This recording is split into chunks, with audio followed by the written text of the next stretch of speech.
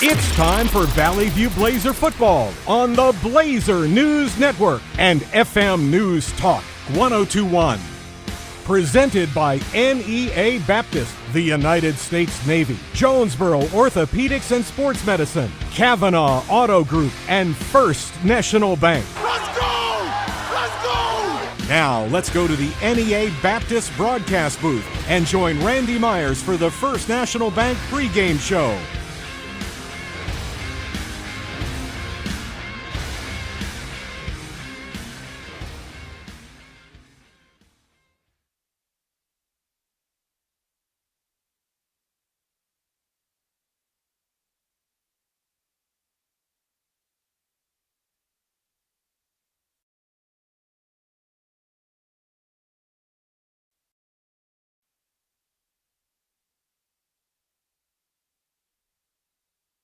On the EAB Sports Network, I'm Randy Myers in the NEA Baptist broadcast position.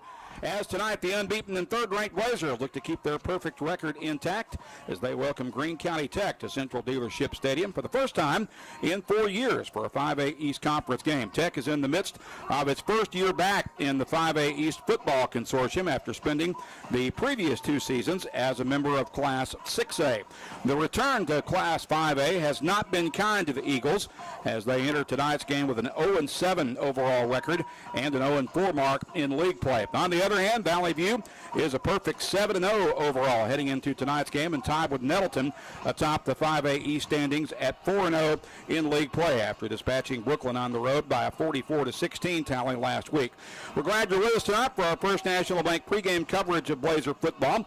We have a lot to get to in the next few minutes. Color analyst Jason Smith will join us in a few minutes. We'll also share our pregame visit with Blazers head coach Sean Cockrel. But first, Tyson Leblong of the Blazer News Network sat down with junior center Jud Miles yesterday, and we'll share that conversation with you after this timeout on the EAB Sports Network. Urgent Care Plus, now open at 3001 Apache Drive in Jonesboro. Open 8 a.m. to 11 p.m. every day for your convenience. Urgent Care Plus provides everything you need in a standard urgent care, plus a little more. Illness and injuries like deep lacerations, minor fractures, strains, sprains, and new onset low back pain is easily handled by our staff of ER-trained providers. No appointment necessary. NEA Baptist Urgent Care Plus is an urgent care with a little more. At First National Bank, our mortgage lending team knows what it takes to make a home and a superior home loan process. Simple, proven, and reliable service with competitive rates at a bank that already feels like home. Since 1889, that's been the First National Bank way, because for our people, this is home. Apply online at fnbank.net/mortgage. From our family to yours, welcome home. First National Bank. Member FDIC, Equal Housing Lender. Get huge savings now at every Kavanaugh dealership. Kavanaugh has a great selection of late model, low mileage, certified pre-owned cars, trucks, and SUVs. And most are still under factory warranty. We have every make and every model, so you're sure to find the vehicle you want. And when you buy at Kavanaugh, every new and used purchase comes with 1 year of free maintenance. Plus, we buy cars. Bring a vehicle, get a check. Come see us today at one of our dealerships or go to KavanaughCars.com. The team at Jonesboro Orthopedics and Sports Medicine has been taking care of our local athletes for over 40 years. Now with 2 locations, including JOSM on Main and JOSM on Matthews inside St. Bernard's Health and Wellness Center. And now JOSM is offering a limited number of same-day appointments. Call 932-1820. Find them on Facebook and at JonesboroOrtho.com. Jonesboro Orthopedics and Sports Medicine, excelling in our field so you can excel on yours. Are you prepared to be transformed into a better version of yourself, shaped into a force that others can't imagine? We are part of something bigger, a force that never quits. You can transform your life. Check us out at Navy.com. America's Navy, forged by the sea.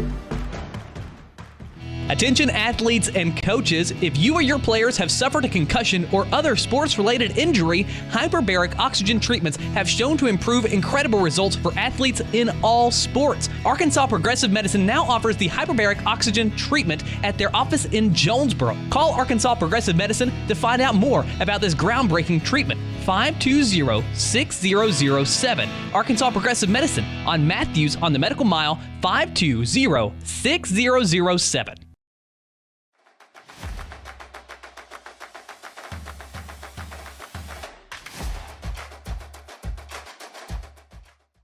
For this week's pregame interview, we're joined by junior center Jud Miles. How are you today, Jud? Doing great, Tyson. That's good. What's your favorite thing about this year's offensive line group? I really like how they can get the blocks, got a big offensive line, and we're all just connected together as brothers. How important is it that you communicate with your quarterback and your offensive line throughout the game? It's great. Our quarterback gives us some plays on no plays and tells us where to go, and also communicating in our O-line to get our jobs done. How long did it take you to perfect your snapping motion and technique? It took a little bit, but not too long at all. I mean, I just had to change it up a couple times just to get a perfect fire back there to QB. What do you prefer, run blocking or pass blocking? I prefer run blocking because I like seeing Anthony get to the ball, get to the gaps and little areas to run down the field and get a touchdown. What are some of your goals to finish out this season? Some of our goals, I would really like to see us get to the semifinals or get it to state, honestly. That'd be a really big goal for me. Farthest we ever gone 5A, that'd be really fun. Thank you, Jud. Right after this, Randy Myers will sit down with head Blazer football coach Sean Cockrel to talk about tonight's matchup versus Greene County Tech right after this on the EAB Sports Network. We're going to the other interview right out of this one. Neal, Veer Patel, and A break and then the other interview, just like we've always done.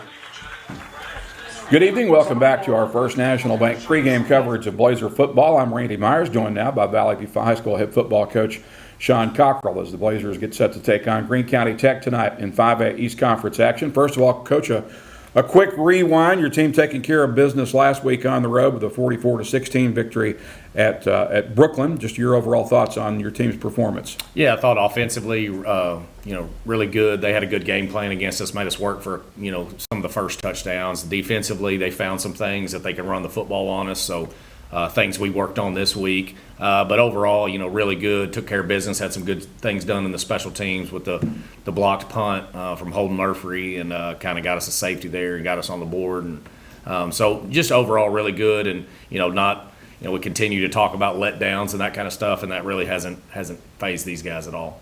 That block punt by Holden kind of was a spark plug for your team. I mean, you're already up one score at that point, but it just kind of seemed to set the wheels in motion to set the tone for the rest of the night. Yeah, I think so. I think, and then they have to kick off from the 20, and we get good field position, right, go down and score again. Now it's 16-0. So, it was a spark for us, kind of something we needed because they'd kind of had some decent first drive there. And then, later on, like I said, found some things that we've got to work on and get better at defensively, but overall really well. I could say this every week when we talk about the play of Drew Gartman, but Drew had a particularly good game this particular Friday night. 9 out of 10 through the air for 170 yards. Basically, I think he accounted for 3 or 4 touchdowns running or passing on the night. But he plays so well on a weekly basis. He was kind of like his predecessor, Carson Turley. You almost come to take him for granted. But that was a pretty impressive performance at Brooklyn. Yeah, it was. And I think, and the one was, there's one to Andrew where he kind of caught it about 3 times. Really good effort on his part, but that was the only incompletion. So 9 of 10 for 170 and 3 touchdowns, and then ran for another one. So just continues to play well, and obviously we're going to go as much as Drew goes. And just like you said last year with Carson the same way. He's making great decisions and doing all the things that we need him to do, getting it to the right people. Parker King had another big game. Laird continues to have good games. So we've got a lot of weapons, and it's really tough on people to defend us. As far as the other part of your running game, I mean, obviously I know Drew's a big part of that, though. But you've got it seems like Anthony Felison's coming back, seems to get a little bit better every week and more established. And you've seen we've had some big runs from Carter Wallace. I mean, playing only in situational environments or situations necessarily, but I thought Carter has really run the ball well the last couple of games. Yeah, I think Anthony had 11 carries for 58 yards, had a really good touchdown run, I think for about 11 yards, and like I said, Carter comes in and he's usually really tired from defense. He hawked a guy down there late in the game. That was pretty cool that he to show how fast he is. But it's great to have a change up pace guy and a guy that that we feel like could be the running back, but he also is I think he's got a potential to be an all-state safety, but a guy that can do a lot of things for us. So Carter's having a really good year and scoring touchdowns quite a bit, even though he only plays very, very seldom. Is there a possibility of seeing him a little bit more on offense in a running situation? And I ask that because I know he's such a valuable part and a big part of what you do, what you have on your defensive side. Yeah, I don't think so. I think we'll continue just to keep him in the nasty package and just we can use that out in the middle of the field and we have before, and just the way we've been playing, we haven't really needed it, but it's coming to where you could see it where we may have to use this on the 50 and going in or whatever, and just to change up depending on what teams are trying to do to us. So you're now 7-0. You're 4-0 in conference play, and I don't want to be guilty of looking ahead, but you've got big game coming up next week with Nettleton that might end up being a de facto conference championship game. But tonight you've got Greene County Tech, and this is a Tech team that has really struggled as of late. They're winless so far this season. And the point I'm getting to, does this set up as a potential trap game? Yeah, you would think so, but like I said, these kids and staff, that we haven't taken anybody lightly yet. We haven't had a letdown game or a trap game yet, so I don't expect it. Obviously, that could happen. We do harp on the things that they do well as a staff, and we point out some things, especially defensively, that they're trying to do to screw us up, and they will. They'll catch us in some things with what they do, and then offensively, I think with maybe they're on their third quarterback, we could definitely see something that we haven't seen, and maybe them run right at us. I don't know. But we've got to be ready for everything, and we've got some guys banged up right now, and we've got to get some depth at some certain positions. But, we feel good about what we've done all season. Outside of that potential element of the unknown, particularly with their quarterback situation, what concerns you the most about Tech? Yeah, I think it's just that they're playing us, and that they've got nothing to lose, and they're going to play free. And what if you were the team that knocked us off, at this point? Yeah. And I think that it could make their season. Yeah, it could, and it could make their season for sure. And hopefully that's not the case. But if I'm coaching them, that's what I'm telling them. You got nothing to lose. You've lost before. This is a team that that we can beat if you play well and that kind of stuff. So those are the things that scare me a little bit. You mentioned that you're not 100% healthy, or who are some of the guys that we may or may not see tonight? Yeah, Noah Wendell's got a nagging hamstring. He keeps trying to practice, and it just doesn't seem to go well. Rylan McNamee's got a shoulder. Jade Taylor has an ankle that he hurt against Brooklyn. He's going to try to go, but we'll get him out as soon as possible if it's not going well. So really defensively is where we're hurting. Offensively, everybody's healthy, ready to go. Coach, thanks for the visit. Good luck tonight against Greene County Tech. Appreciate it, Randy. That's Coach Sean Cockrel. I'm Randy Myers. Our First National Bank pregame coverage of Blazer football will continue in a moment. Get a great deal on making the most of every property with Kubota commercial landscape equipment. From mowers to track loaders to utility vehicles, First Choice Farm & Lawn in Brooklyn has a lineup built to uphold your reputation.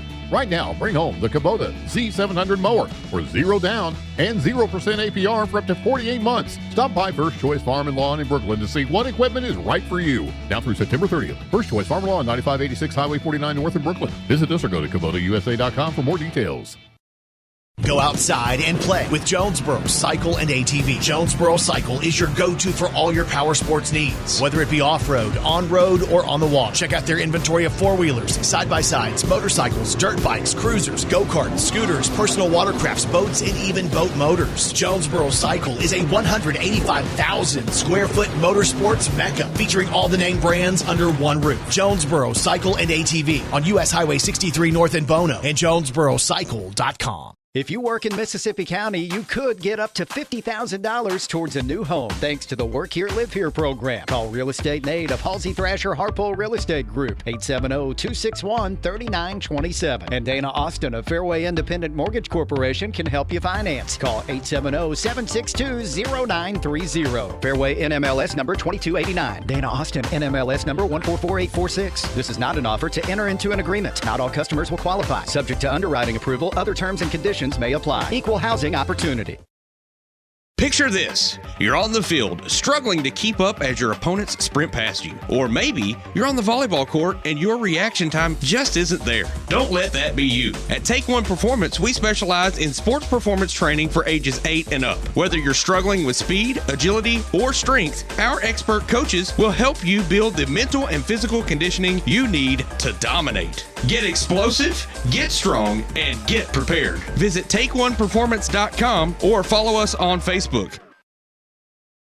Design the golf cart of your dreams with SS Custom Carts in Jonesboro. Hey y'all, it's Brandon Baxter for SS Custom Carts. And whether you want a golf cart for the greens or a family cart to cruise the neighborhood, SS Custom Carts has your dream cart covered. SS Custom Carts in Jonesboro is your one-stop shop for new golf carts, gently used golf carts, fully customized carts, parts, accessories, and service. Check out SS Custom Carts, 2321 East Matthews in Jonesboro at sscustomcarts.com.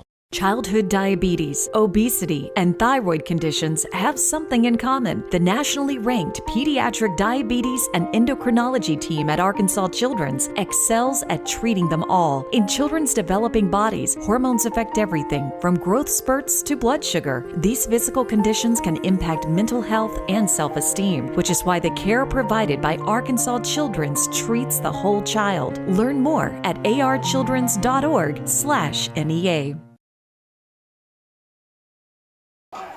Randy Myers under the headset in the NEA Baptist broadcast position. We welcome you back to Central Dealership Stadium. Randy Myers with you. We are a little over 13 minutes away from kickoff here for Valley View and Greene County Tech tonight in this 5A East Conference tilt. As we do a rewind on last week, the Blazers winning on the road for the fourth time this season by dispatching Brooklyn by a count of 44-16. Senior quarterback Drew Gartman sparking the Blazer offense by hitting on 90% of his passes for 170 yards and 3 touchdowns. The defense also got its second safety of the season when junior defensive end Holden Murphy took advantage of his first start of the season, blocking a punt in the Bearcat end zone early in the second quarter. Meanwhile, Greene County Tech stayed close to Nettleton for a half last Friday, trailed only 14-7 at the half, but then the wheels fell off in the third quarter for the Eagles. That was a period that saw Nettleton score both offensive and defensive touchdowns, and it was 28-7 heading into the fourth quarter. Besides losing the game, Tech also lost their starting quarterback when senior Connor Garris went down with a third quarter injury and did not return. He is not expected to be available for the Eagles tonight. So it's Greene County Tech and Valley View in 5A East Conference play. We're a little over 12 minutes away from kickoff. We'll step aside for a 2-minute timeout and back with more of our First National Bank pregame show for Blazer football after this on the EAB Sports Network. It's a mix and match special now at all Northeast Arkansas Domino's Pizza locations. Choose any 2 for $6.99 each for carry out or delivery. How about a medium 2-topping pizza, oven baked sandwich, pasta in a tin, loaded tots, Domino's stuffed cheesy bread, bread twists, marble brownies, and so much more. Switch it up for lunch or dinner for the whole gang. The mix and match special with any 2 for only $6.99 each for carry out or delivery. Only at your Northeast Arkansas area Domino's Pizza locations. You all hear me tell the stories on our Glenn St. ads, and I enjoy people coming to me and referring to certain stories. Some of these stories go way back. We will continue to tell stories, mention our troops, and telling our customers how much our families appreciate their business. Our people always look forward to seeing you. We want you to enjoy your visit. Best price, best service. Glenn St. and God bless our troops.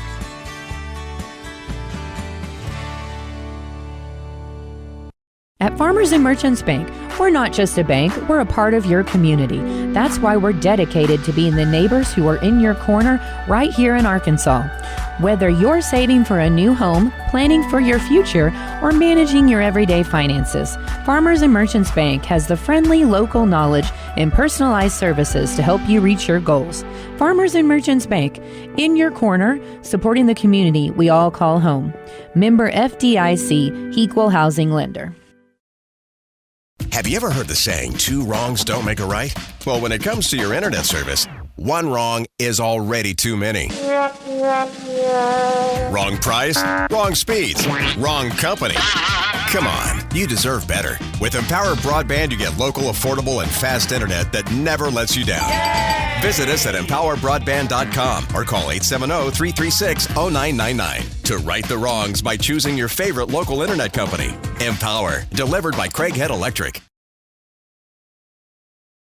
Valley View High School Athletics is brought to you by Gateway Tire and Service Center and Toyo Tires. Where there's always one thing you can count on, we go the distance for you. Before you hit the road for a trip across country or across town, drop by Gateway Tire and Service Center and check out the great deals on Toyo Tires. Whether it's tires or auto repair, you can always count on one thing. At Gateway Tire and Toyo Tires, we go the distance for you. At Gateway Tire in Jonesboro, we go the distance for you.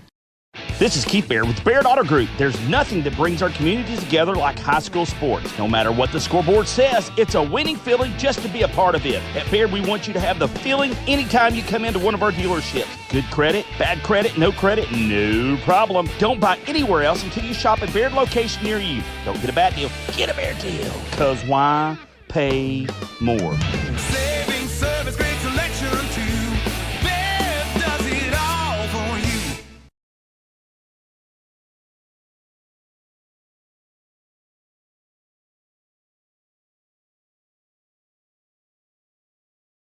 As we would our own family and friends. I know firsthand that our patients feel that we are completely... We welcome you back to Central Dealership Stadium. Randy Myers under the headset in the NEA Baptist broadcast position, counting down toward kickoff for Valley View and Greene County Tech in 5A East Conference play. Let's check your Valley View offensive starters for this game tonight. Drew Gartman, of course, will start once again as the Valley View quarterback, the 6'3", 171-pound senior, wearing jersey number 2 if you're watching the streaming broadcast on the EAB Media app or the Blazer News Network YouTube channel. Drew is averaging 9.4 yards per carry and 151 passing yards per game. His starting running back will be senior Anthony Feliz. He wears number 11. Anthony is a 5'8", 155-pound senior, averaging 51 rushing yards per game. The outside receivers are Andrew Jones, a 6'1", 152-pound senior, wears number 1. He comes into this game with offers from both Murray State and Eastern Kentucky. The other outside receiver is senior Laird Cullen, a 6'2", 164-pound senior. He wears number 5. Caught his 3rd touchdown pass of the season last week at Brooklyn. The inside receivers are Trip Dale. He wears number 8. Trip is a 5'8", 155-pound senior. He'll be joined at the inside slot by number 6, Parker King, a 5'11", 170-pound junior who caught a 42-yard touchdown pass last week in the win at Brooklyn. Up front in the trenches, the left tackle is Big Daniel Cole, wearing number 76, a 6'6", 317-pound senior, owner of an offer from Arkansas Tech as of recently. The left guard is Hudson Rogers, a 6'1", 225-pound senior. He wears number 53, wearing jersey number 62 is the center, Jud Miles. Jud is a 6', 195-pound junior. He's a 2-year starter at that position. On the right side of the line, the guard is Houston Walker. He's number 58, 6', 232-pound junior. And the right tackle is Talon Caldwell, wearing number 50. Talon is a 6', 206-pound senior. Greene County Tech's projected skill starters are expected to be Gavin Cupp, the sophomore quarterback who wears number 4, starting in place of the injured Connor Garish. Starting running back should be Dallas Hipp. He wears number 6. Hipp is a 5'10", 170-pound junior. The wide receivers are number 10, Samuel McPherson. He's a junior. And number 13, Landon Mitchell. He is also a junior. Also playing wide receiver will be senior Boston Goodman, and the H-back is number 1, senior Ryan Tate. We will step aside for a 2-minute timeout and back with more of our First National Bank pregame coverage after this on the EAB Sports Network. Evolve Bank & Trust offers a variety of residential and consumer loans, specializing in unique products and services while providing individualized customer service designed to fit your needs. Whether you're buying your first home, a new car, or building your dream home, Evolve Bank & Trust has the personal loan products you need to realize your dreams today. Call Evolve Bank & Trust at 870-933-2480. Stop in to see them at 111 East Huntington Suite A or visit them online at getevolve.com. Evolve Bank & Trust, making banking personal again. Evolve Bank & Trust. Member FDIC, Equal Housing Lender. Hello, this is Bob Moore with Moore Air Conditioning. Tired of shelling out money for constant repairs to your HVAC system? It may be time to replace. We know that's a big investment, but with financing from Moore, it can cost less than a daily cup of coffee. Plus, no payments till 2025. Get ready for winter and call Moore Air Conditioning today, 870-336-2023, or visit us at moreac.com. Don't settle for less. You deserve more. Don't settle for less. See Placid Tire Service for the right tire at the right price right now. Placid Tire Service is the area's biggest selection of in-stock tires at the lowest price. While others are searching for tires to order, we'll get you fixed up with a great set of tires and back on the road in no time with our 4 tires, 1 hour guarantee. Plus, we make the purchase easy on your budget with our Placid Tire Service card or no credit needed financing options. For the right tire at the right price right now, the choice is easy. That's Placid Tire Service. First Security is about more than great banking. Yes, we provide the financial expertise, digital tools, and everything else you need when you need it. But we also go all in on local support with friendly professionals, plus convenient locations all across the state. Because we believe personal banking is better banking. Visit fsbank.com for details. That's fsbank.com for friendly, local banking with First Security. Bank better. Member FDIC.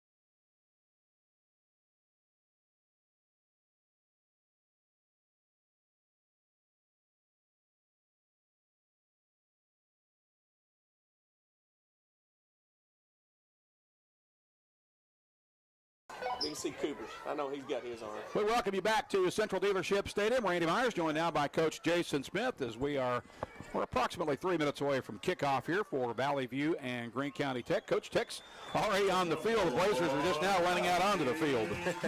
Well, yeah, and you know, it was elementary night, and so that probably threw the timing off just a little bit, but it doesn't take Valley View long once they get over here to the sideline to get that right 11 out there, and we'll get this thing underway. Well, there's no question that the Blazers come into this game with a full head of steam and momentum at 7-0, 4-0 in conference play. Yet to really be challenged to anybody in conference play, or for that matter, for the entire season.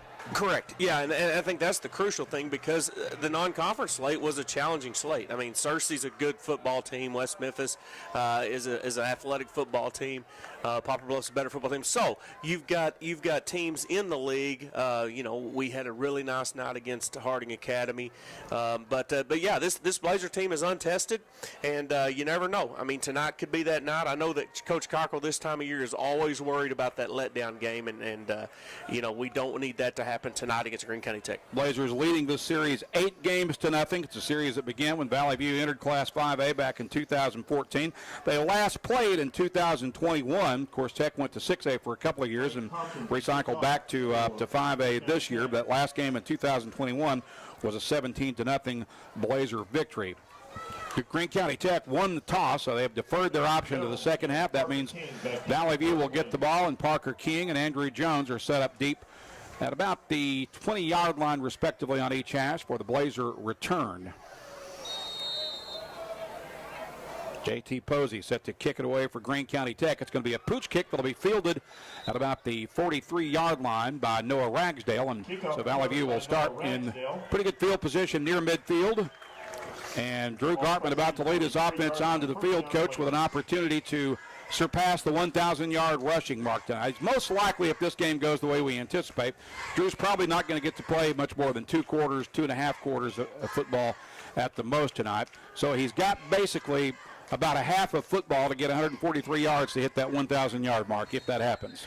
Yeah, he does. And you know, the best thing about Drew Gartman is he probably has no idea how many yards he needs for anything. But he'll throw that out left side. I believe it's Trip Dale who's got that, and he is still on his feet, well into Greene County Tech territory. Actually, it was Parker King on the catch, and he is knocked out of bounds inside the 35-yard line.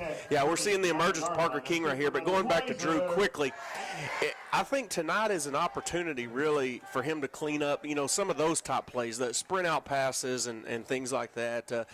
If you're Marty Riley, you really don't want Drew running the football a lot tonight. Snap it from the 39-yard line. Drew hands that off to Anthony Feliz running left. He gets some blocking and takes that inside the 35 down to about the 33-yard line on a nice carry. That's something else that I think that the Valley View offense would like to establish tonight, is to get that ground game going, just traditionally. You know, right there you had a little ISO, with Randy and with Anthony. And that's something they'd like to get going. If Anthony Fleece could get 20 carries tonight, I think that the Valley View offense would take it. 2nd and 4 from the 33 with 2 receivers to the right. I believe that's Andrew Jones off to the left.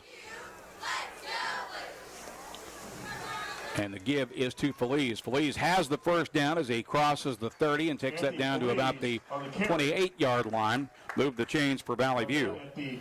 Yeah, another strong run there inside. And this Blazer line just getting better and better. If you watch the point of attack through the line of scrimmage, which Greene County Tech runs a non-traditional defense that we'll talk more about later on. But if you look, they're going to move forward 3 or 4 yards before the ball is actually to the skill player. Twin receivers to each side, and Gartman's going to keep this running right. He crosses the 30, gets a block, and advances it forward to about the 26, maybe the 25-yard line.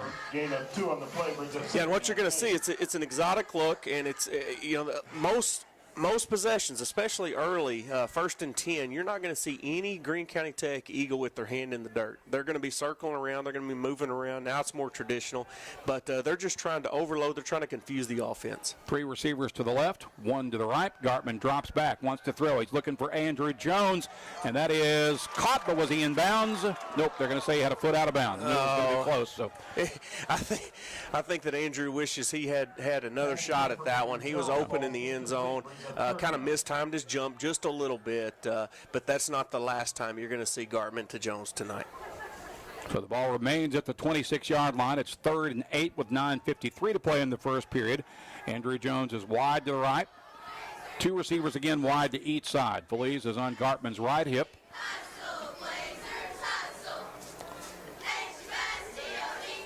Long snap count. A little movement on the other side. No one comes into the neutral zone. Should throw that complete to Trip Dale. Dale shakes a tackle, still on his feet, runs out of another tackle and stumbles right in front of the pylon. It'll be 1st and goal for Valley View from the 1. Dadgummit, I thought Trip had him one there. He certainly wasn't for lack of effort. Turf monster got him, but what we're seeing with our slots these last 2 or 3 weeks is just a burst of speed. They're healthy and they're hungry and very dangerous. Going to spot it at the 3 or the 2. It'll be 1st and goal from there. Again, twin receivers to each side. Give that to Feliz, and Feliz is stopped just shy of the end zone, apparently. Brought down at the 1-yard line. Yeah, I believe that knee went down just a little bit early. So it'll be 2nd and goal from the 1 with 9:13 to play in the opening frame. Valley View knocking on the door, about to score on its first possession, it would appear. Again, Jones is split wide to the right, Cullen off to the left. And it's a give to Feliz. He's in there for the score. No, they're going to say he's down again. Anthony Feliz on the I sure thought he was in there. It wasn't. I'll tell you this. If the replay shows it, it'd be a nice play to show Big Daniel Cole just clearing out a side right there. But I don't know if Feliz got tripped up or what, but they're going to say he's about 2-3 inches short. So it remains 3rd and goal from the, or it's now 3rd and goal from the 1. Gartman out of the gun. He'll keep it himself. And finally, the signal for a Valley View touchdown. So the Blazers are on the board, striking first at the 8:23 mark of the opening period off the 1-yard sneak by Drew Gartman. And we now await the extra point opportunity for Brody Dix. That is Drew's 26th touchdown this season, Randy. He's just having a phenomenal year. Madden Tatum will provide the hold here for Dix.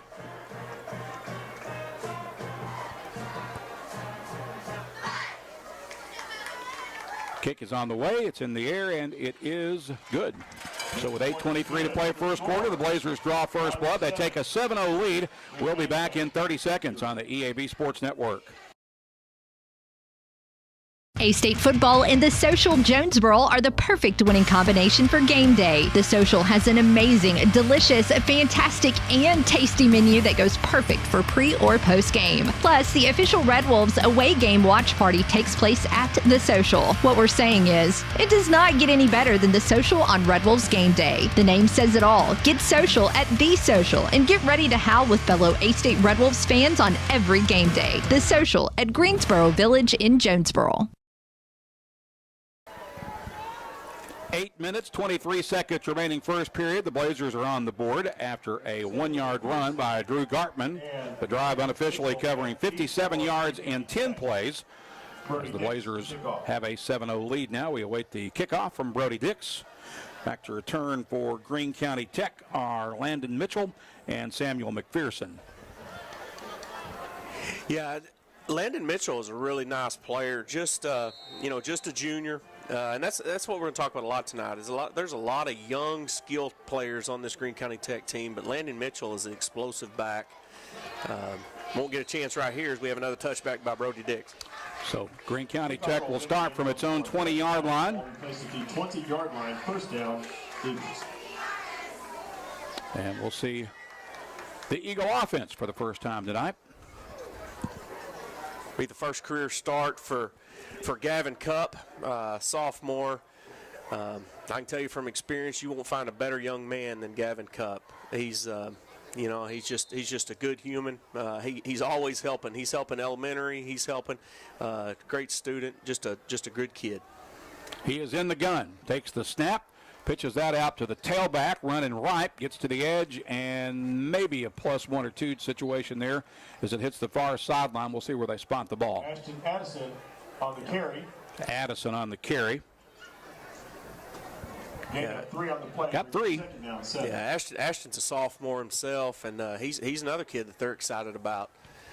Coach Morgan and staff are really excited about the future of Ashton Addison. So it's 2nd and 7 for Tech from the Eagle 23-yard line. The ball on the right hash as they move from right to left. Eagles are in their white jerseys with green pants and white helmets. Valley View in their light blue uniforms tonight. Cupp will take the snap, hand that off over the right side to Addison once again, and he picks up a couple more, maybe 3 more. Now, one thing that I think that Coach Cockrel is a little concerned about is that the defense is a little banged up. I know that there are 2-3 guys on that side of the football that they're counting on that either won't play tonight, may play limited tonight, but they're trying to get those guys healthy. 3rd and 4 from the 26 for Tech. 7:10 to play opening frame. Ball remains on the right hash. Pistol backfield, shotgun pistol backfield for Greene County. And Cupp drops back to throw. Fires to the sideline. That is incomplete. The ball will sail out of bounds. Pass intended for Brock Branch falls incomplete. And that will bring up a 4th down for Tech. They'll have to punt it away as R.J. Estrich will drop back into return formation for Valley View, standing at about his own 43-yard line on the left hash. Yeah, and look out tonight if we had. I know Arkansas State uses that prediction to click, and R.J. Estrich tonight may be that guy for the Valley View Blazers. Diego Ramirez to punt for Tech. Snap goes awry. It's into the end zone, and he'll kick it out of the back of the end zone. That will be the 2nd straight week in which the Blazers have put a safety on their board. It's their 3rd safety of the season. Yeah, just a high snap. Diego, soccer guy. he's not that tall, and he would have had to have been about 6'6", 6'7" to have got that ball, but makes the smart football play. Yeah, he did the right thing. Yeah, not trying to snag that and do something else. He went ahead and kicks it out the back of the end zone just like he was coached.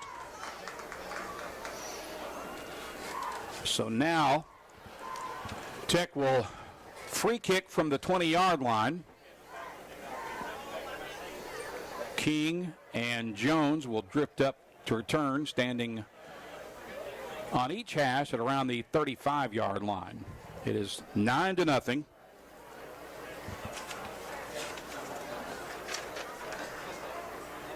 Valley View with the lead. Tech special teams unit making their way onto the field for the kick.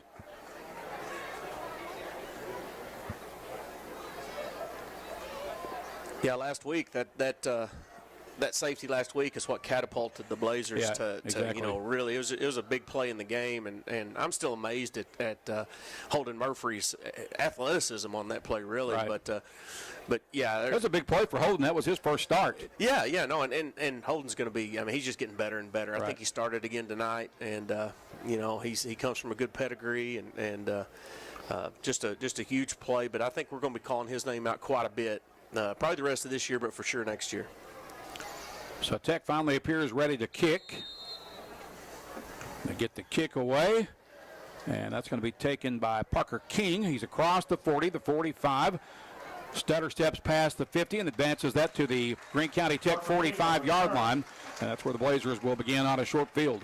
Brought down at the 45-yard line. First down, Blazers. So Valley View starting in excellent field position. They'll snap that just inside the right hash here as Gartman leads his offense back out onto the field for the second time tonight, leading at 9-0. Laird Cullen will go wide left.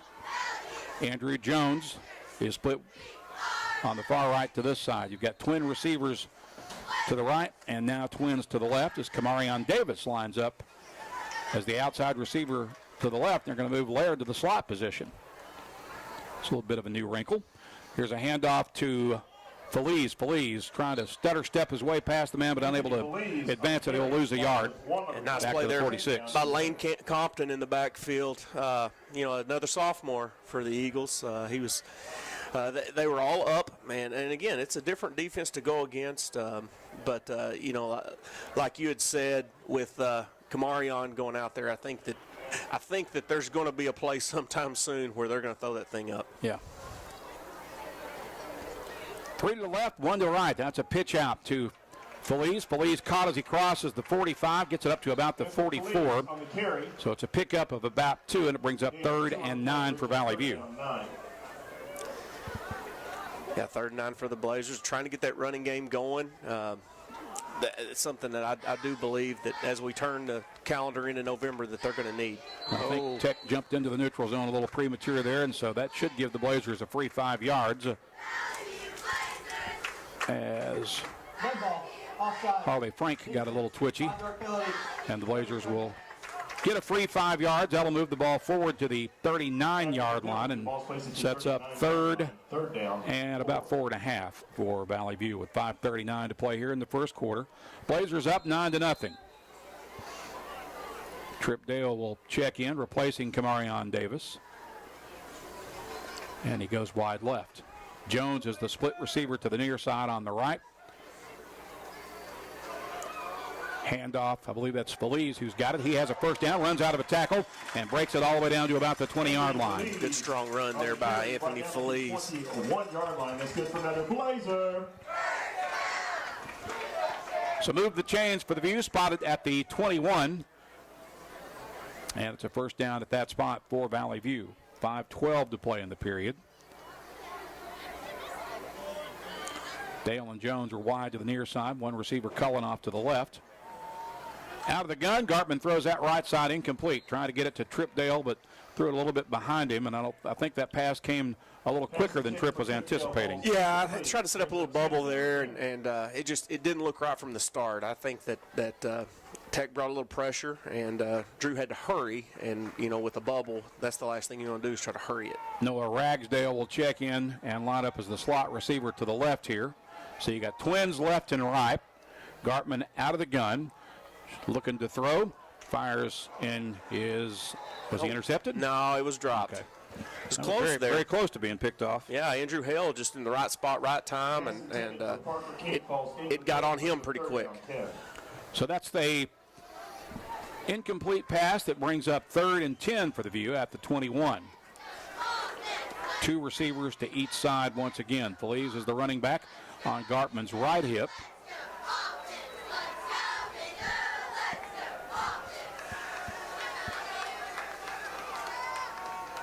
Long snap count. Now he gets it, drops straight back, has plenty of time.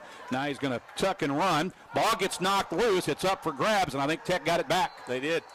They're going to have it right around the 20-yard line. Recovered by Diego Ramirez. First down. So the Valley View turnover will give the ball back to Tech. And they'll have it right around the 20. Yeah, that's a big play by the Greene County Tech defense there. Just seemed like as the pocket collapsed, Drew looked like he had a lane on that left side there, but someone got a big paw in there and knocked the ball free. So Tech will start at the 19-yard line. In the pistol. Handoff to Addison over the right side. He's met in the backfield and looks like he probably lost about a yard, I'm thinking. Yeah, really maybe good. Closer to 2 yards. Really good penetration by that defensive front by Valley View. So it is a 2-yard loss. That's up a 2nd and 12 from the 17 for Greene County. 4:15 remaining in the opening period. Valley View out in front, 9-0. Tech's got 3 receivers to the near side on the left, no one to the right. Cup is back to throw. Sets that out, complete on the screen pass, and the receiver gets belted after a pickup back to about the 19, the original line of scrimmage. Catch was made for Tech by Dallas Hitt coming out of the backfield. Yeah, Hitt never saw it coming, and I'm not sure who laid the lick for Valley View, but I tell you who set that play up, and we don't call his name out nearly enough, and it's because he does such a good job. But Jay Taylor, yeah. I mean, he absolutely tossed the lead blocker, that bubble, about 5 yards back, and just Hitt had nowhere to go. 3rd and 10 from the 19 with 1 receiver off to the right. Tech back in the pistol set for this one. Couple roll right on the bootleg, fires it downfield, and comes up incomplete. That's going to be another 4th down and long for GCT. Incomplete brings up 4th down. So Valley View should be in position to get the ball back here in pretty good field position. Estrich will drift back for the Blazer return, standing at about the 50-yard line, right in the middle of well, now he'll drift over toward the right hash.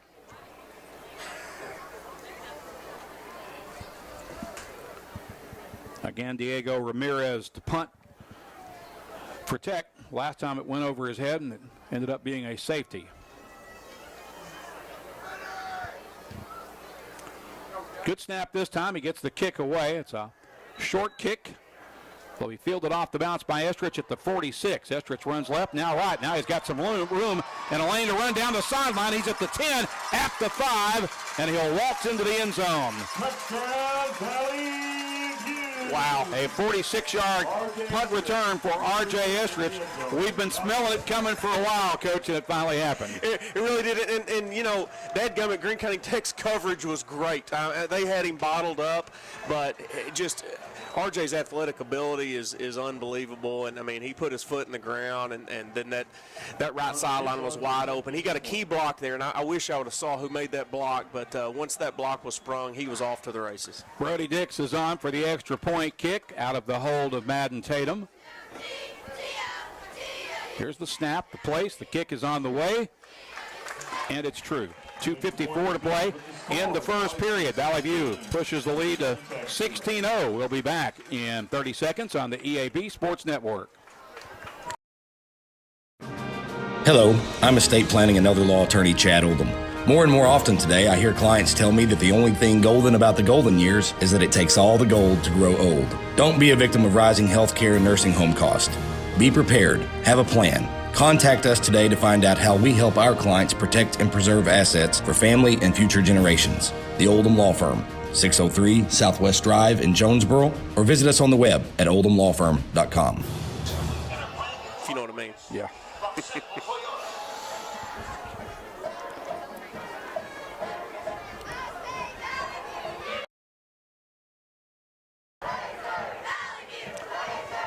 Valley View gets its second straight special team score of the night. Had a safety a few minutes ago, and now R.J. Estrich returns the Greene County Tech punt 46 yards for a score.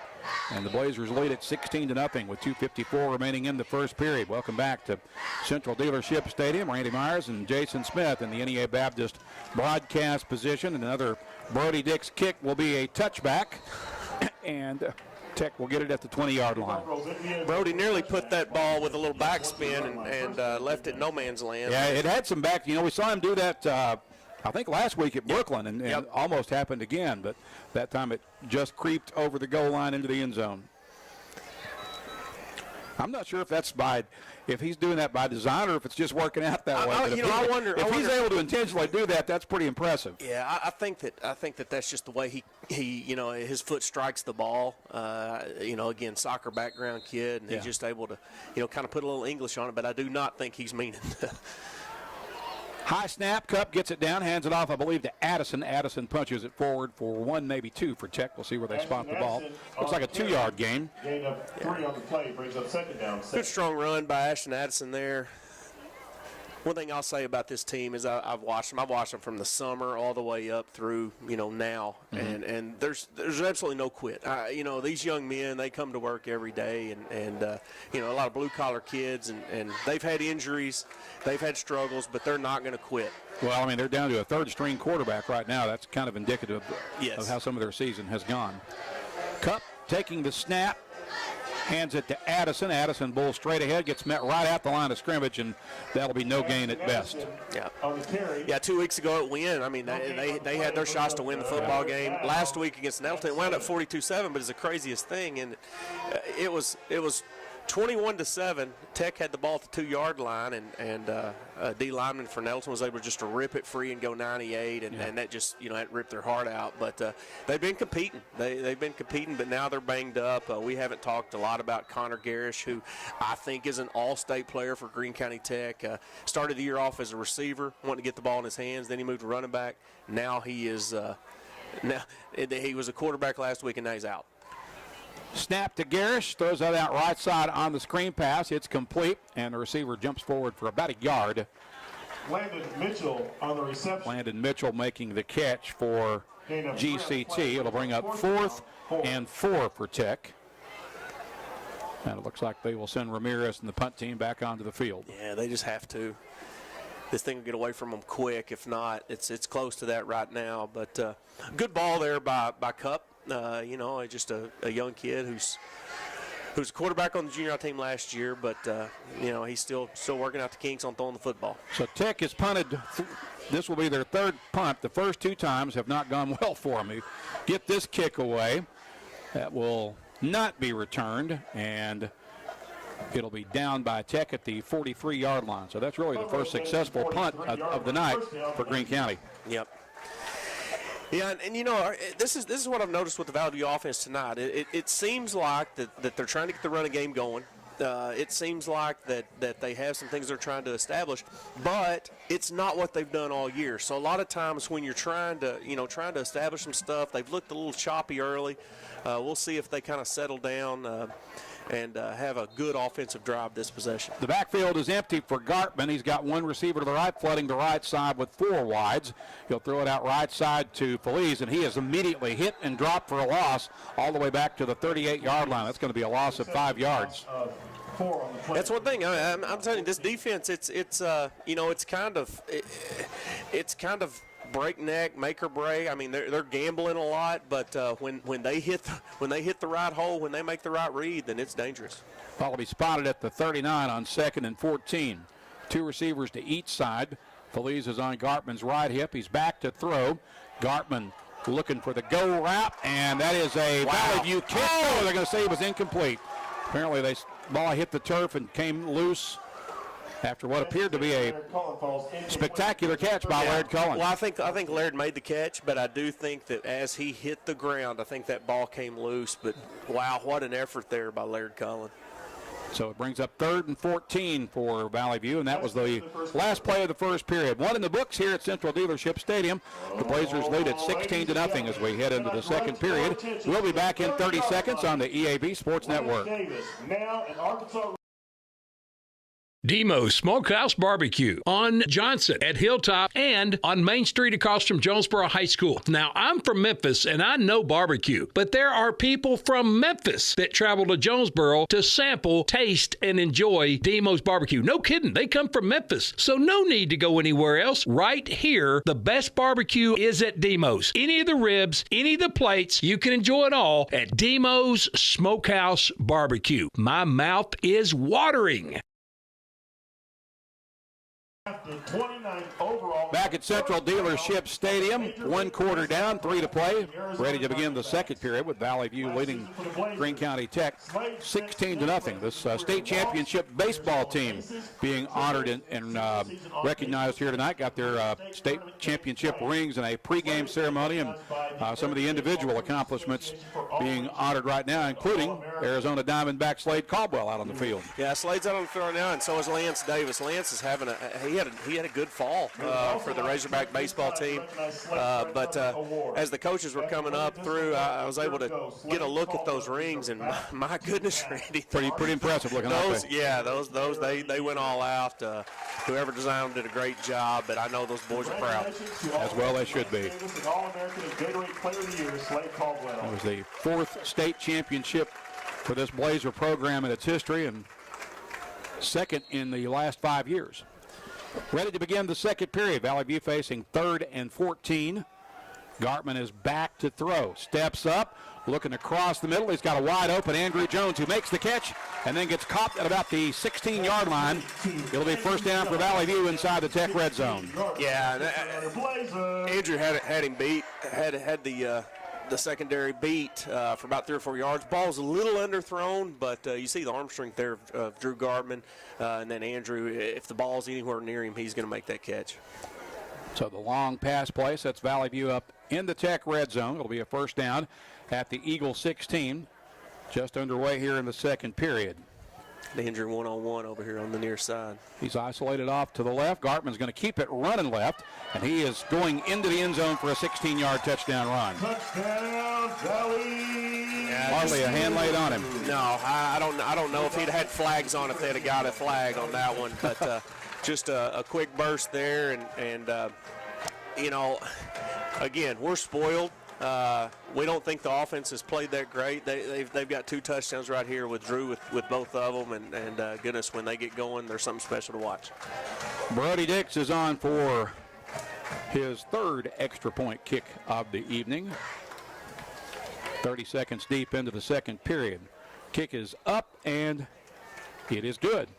So with 11:30 to play in the half, Valley View's lead is now 23-0. We'll be back in 30 seconds on the EAB Sports Network. Whether you're replacing an old appliance or remodeling your whole kitchen, the appliances you need are right around the corner with GE Appliances at Tucker's Appliance Superstore in Jonesboro. Shop timeless designs and time-saving features on the appliances that are built to last in the busiest homes. Visit Tucker's Appliance today and upgrade your home your way with GE Appliances and your local experts. Shop Tucker's Appliance today and save. Tucker's Appliance.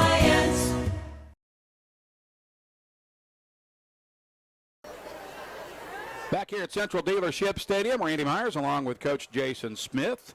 Valley View has a 23-0 lead, 30 seconds deep into the second period. That last touchdown drive covered 57 yards in 4 plays, capped off by the Drew Gartman 16-yard run for the score. Yeah, and just props out there to Madden Tatum. Two PATs in a row where he has saved the day. I always have a soft spot for those holders, but the touchdown before was a ground ball that he fielded, and that one was high, but both times he got those down. He's doing a great job as a holder. So Brody Dick set to kick this one away from the 40, kicking it off the left hash. as the Blazers will now be defending the south end zone.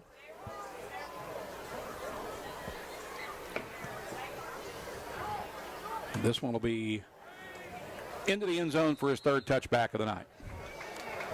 So once again, Greene County Tech will start at its own 20-yard line. Ball will be placed at the 20-yard line. First down, Greene County Tech. Tech has had 3 possessions, and they've all resulted in 3 and outs. Yeah, and they're trying to establish that ground game. You know, they've completed a couple short passes, but nothing more than 4 or 5 yards. They need a chunk play here. Backs in the pistol. Cup will hand that off to the running back. That's Addison, and he'll spin out of a tackle and get 1, maybe 2 yards. Yeah, I mean, their defense has been out there the majority of this game. This is a really big drive here, just if nothing else, to let them get some Gatorade and get off their feet for a second. 1 yard gain for Addison. It brings up 2nd and 9 from the 21 with the ball between the hashes.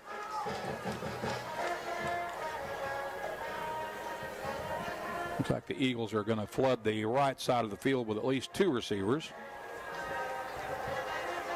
Oh, correction, only 1. He's on 12. Got an H-back to the right as well. And Cup rolling near side on a bootleg, fires it downfield. That's knocked away. I believe that was Ricky Moffitt there defending for Valley View. Yeah, it's good to see Ricky out there on defense early here in the first half. But, yeah, they used 12 personnel that time. But, you know, and 10, Samuel McPherson, he ran a good route. Just better coverage there by Ricky Moffitt.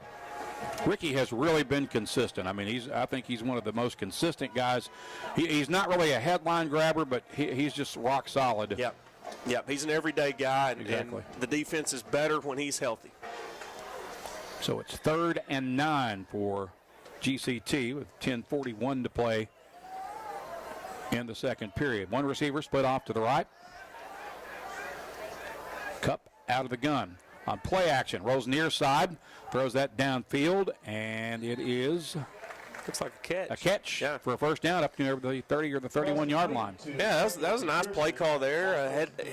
You know, play action gave him a little time. He rolled out to give him a little more time, and just a nice strike there to Samuel McPherson. It's the first down of the evening for GCT. They'll have it at the 31-yard line on the right hash.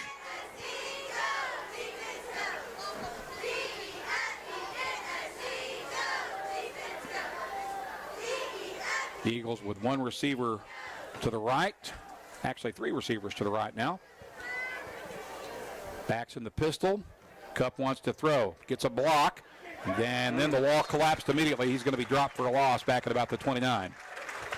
Yeah, big play there, and there's Jade Taylor. You know, it's been a couple weeks. You know, I think we talked last week about Jade and Rylan Ramsey. We don't say their names a lot because they go away from them. But that time, Jade was he was there. He had good penetration, and he wasn't going to miss that sack. The sack results in a 3-yard loss back to the 28-yard line. It sets up a 2nd and 12 for GCT. 3 receivers to the left. Pistol backfield. Given off to Addison. Addison runs laterally and falls forward for about a yard. Yeah, not a whole lot of running room there.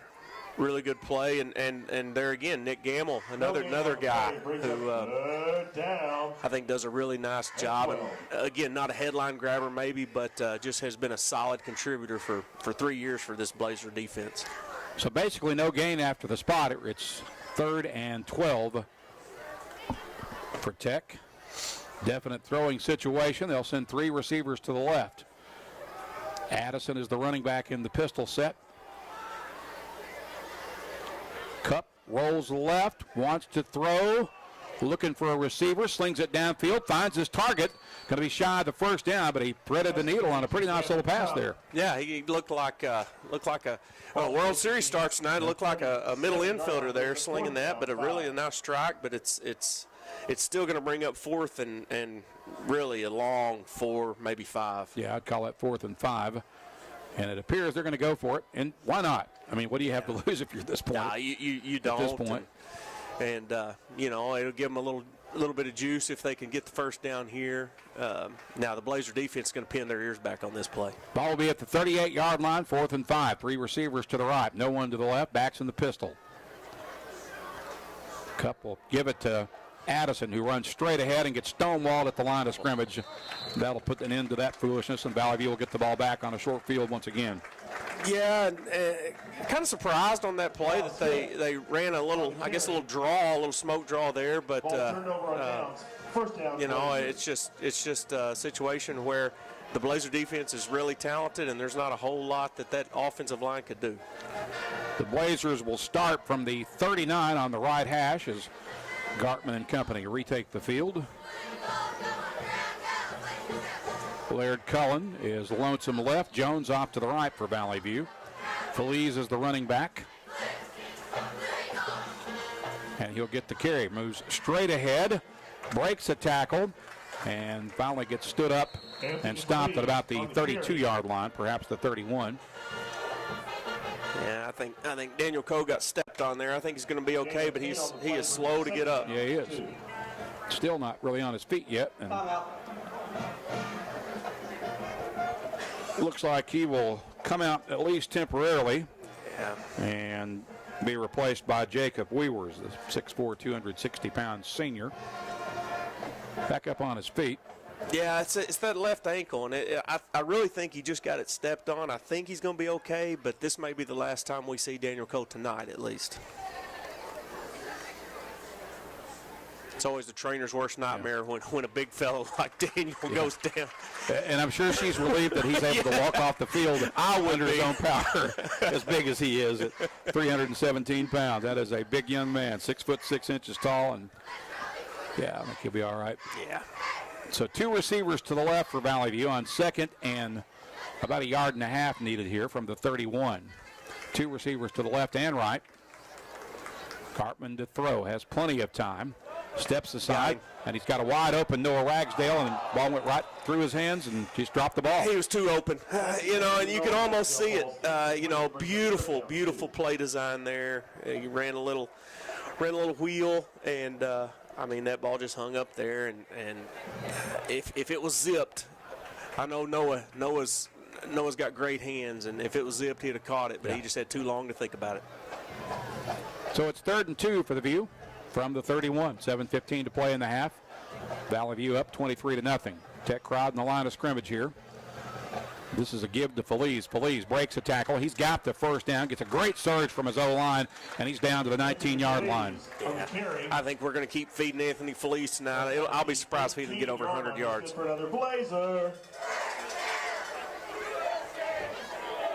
Spotted at the 18, and it's a first down from there. Ball will be on the right hash.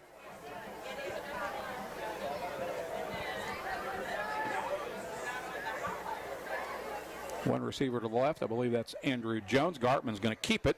He'll try the middle, get some blocks. He's inside the 15, down to about the 14-yard line. Gain of 4 on the play. Got 4. On 6. So the ball will be at the 14-yard line on 2nd and 6. Laird Cullen will split out wide to the left. A.J. Andrew Jones will go wide right, along with, I believe it's Trip Dale in the slot. So you got 2 receivers to each side now. And they'll throw that out left side for Ragsdale. Ragsdale trying to spin out of the tackle and gets it up to about the 12-yard line. Pick up of about 2 yards there. I really like that. I really like that, not only from Coach Marty Riley, but I really like that Drew went back to Noah, get that taste out of his mouth. And don't be surprised if sometime tonight that 3-4 doesn't get a touchdown. 3rd and 2 from the 11. Cullen is wide left. 4 receivers clustered to the right. Backfield is empty. Now the cluster will all slowly motion left. Cartman's going to keep it running left. And inside the 10, powers his way forward to about the 7-yard line. I believe he's got the first down. Yeah. I love what they're doing out of that bunch set. It's fascinating to me every week, just watching how it evolves, and it's just it's really hard to defend. It'll be a 1st and goal from the 7-yard line on the left hash with 5:23 remaining in the second period.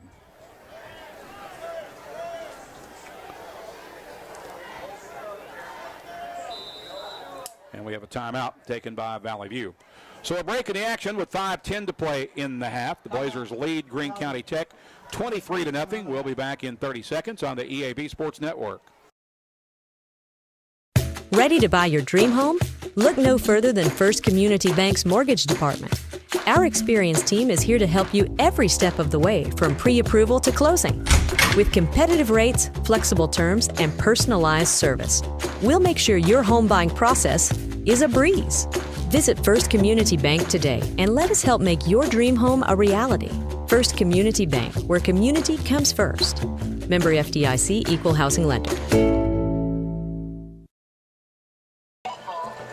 The Blazers call the timeout, send in the nasty packet, so they're ready to go jumbo on 1st and goal from the 7 when we return to play out of the timeout. Carter Wallace will be the running back for this play. Also got Peyton Thomason as part of the package, and Everett Thomas. Cartman's under center, stumbles coming out of the snap, hands it off to Wallace, and I believe he's in there for the score. Yes. He is indeed. 7-yard touchdown run for Carter Wallace, his 3rd straight game in which he has scored coming out of the jumbo package. Yeah, and I mean, Carter only makes touchdowns. Last week I believe his only carry was for a touchdown. This week so far his lone carry has been a touchdown. But when you get those big bodies in there and you just start leaning on them, that's tough to defend. And Carter's just, he's just scratching the surface. 6-play, 39-yard drive. Extra point pending for Brody Dix with 5:04 left in the half. The kick is up, and it is true. Brody Dix extra point is good. So it is now 30-0 with 5:04 remaining in the half. We'll return in 30 seconds on the EAB Sports Network. Put your daily office routines in the hands of people you can trust. Forrest Office Machines, your authorized Sharp document systems dealer in Jonesboro. This is Barry Forrest. My family's been taking care of equipment needs of businesses just like yours since 1965. I would love to work for you today. Put your daily office routines in the hands of people you can trust. Forrest Office Machines, your authorized Sharp document system dealer at 1005 G Street in Jonesboro, 932-7852. Call Forrest Office Machines today. Well, the Blazers are well on their way to moving to 8-0 on the year, and more importantly, 5-0 in conference play, heading into next week's big showdown with Nettleton here at Central Dealership Stadium. That last Valley View scoring drive unofficially covering 39 yards in 6 plays. Here's Brody Dix's kickoff. And once again, it will be a Brody Dix touchback. So once again, Tech will start from the 20 with 5:04 remaining in the half. Yeah, it's going to be a big game next Friday night. But I'll tell you, Nettleton's got their hands full tonight with Harding Academy. Certainly. And I'm anxious to see, once we get to halftime to kind of check in on some scores, I'm anxious to see how that one's going. Big game over there. No question about that. And either way, whether Nettleton wins or loses, obviously if they win, it's going to be a huge game next week. But even if they don't win, I think it still sets up pretty much as a de facto conference championship game next week. Yeah, because the at least. Here's a handoff to Addison for Greene County Tech. He finds a yard maybe over the right side. Yeah, both teams picked up state tournament berths or state playoff berths last week with Nettleton and Valley View. But yeah, I think I think that's win or lose. That's for the conference title, especially that with Valley View with a win over Harding Academy and win already. That sets up to where no one really can catch them. Yeah.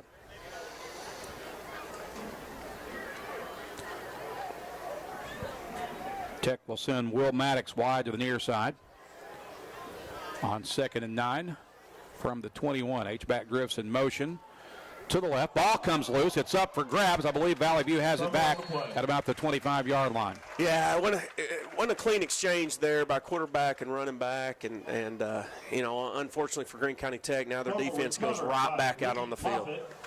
Ricky Moffitt on the fumble recovery for the Blazers. Talked about him just a few minutes ago and proving us right once again there, Coach. Yeah, he's just sneaky good, and when Ricky's healthy, he's explosive. He's a really good athlete, and it's awesome because I had Ricky as an elementary kid over at Nettleton, and I'm so proud of the young man. He's came a long way. I'll leave it at that. Blazers will start from the 25. It's a jet sweep to the near side with Parker King, and he gets bumped out of bounds at about the 11-yard line. Parker King on the carry. Good perimeter blocking there by the receivers here on the near side. That's good for another Blazer. So it will move the chains for Valley View.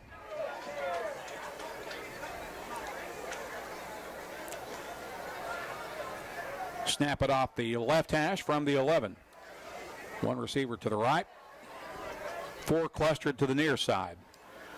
Feliz will motion right. Gartman shows it to him, runs across the middle, and gets belted at about the 3-yard line. Stopped right there.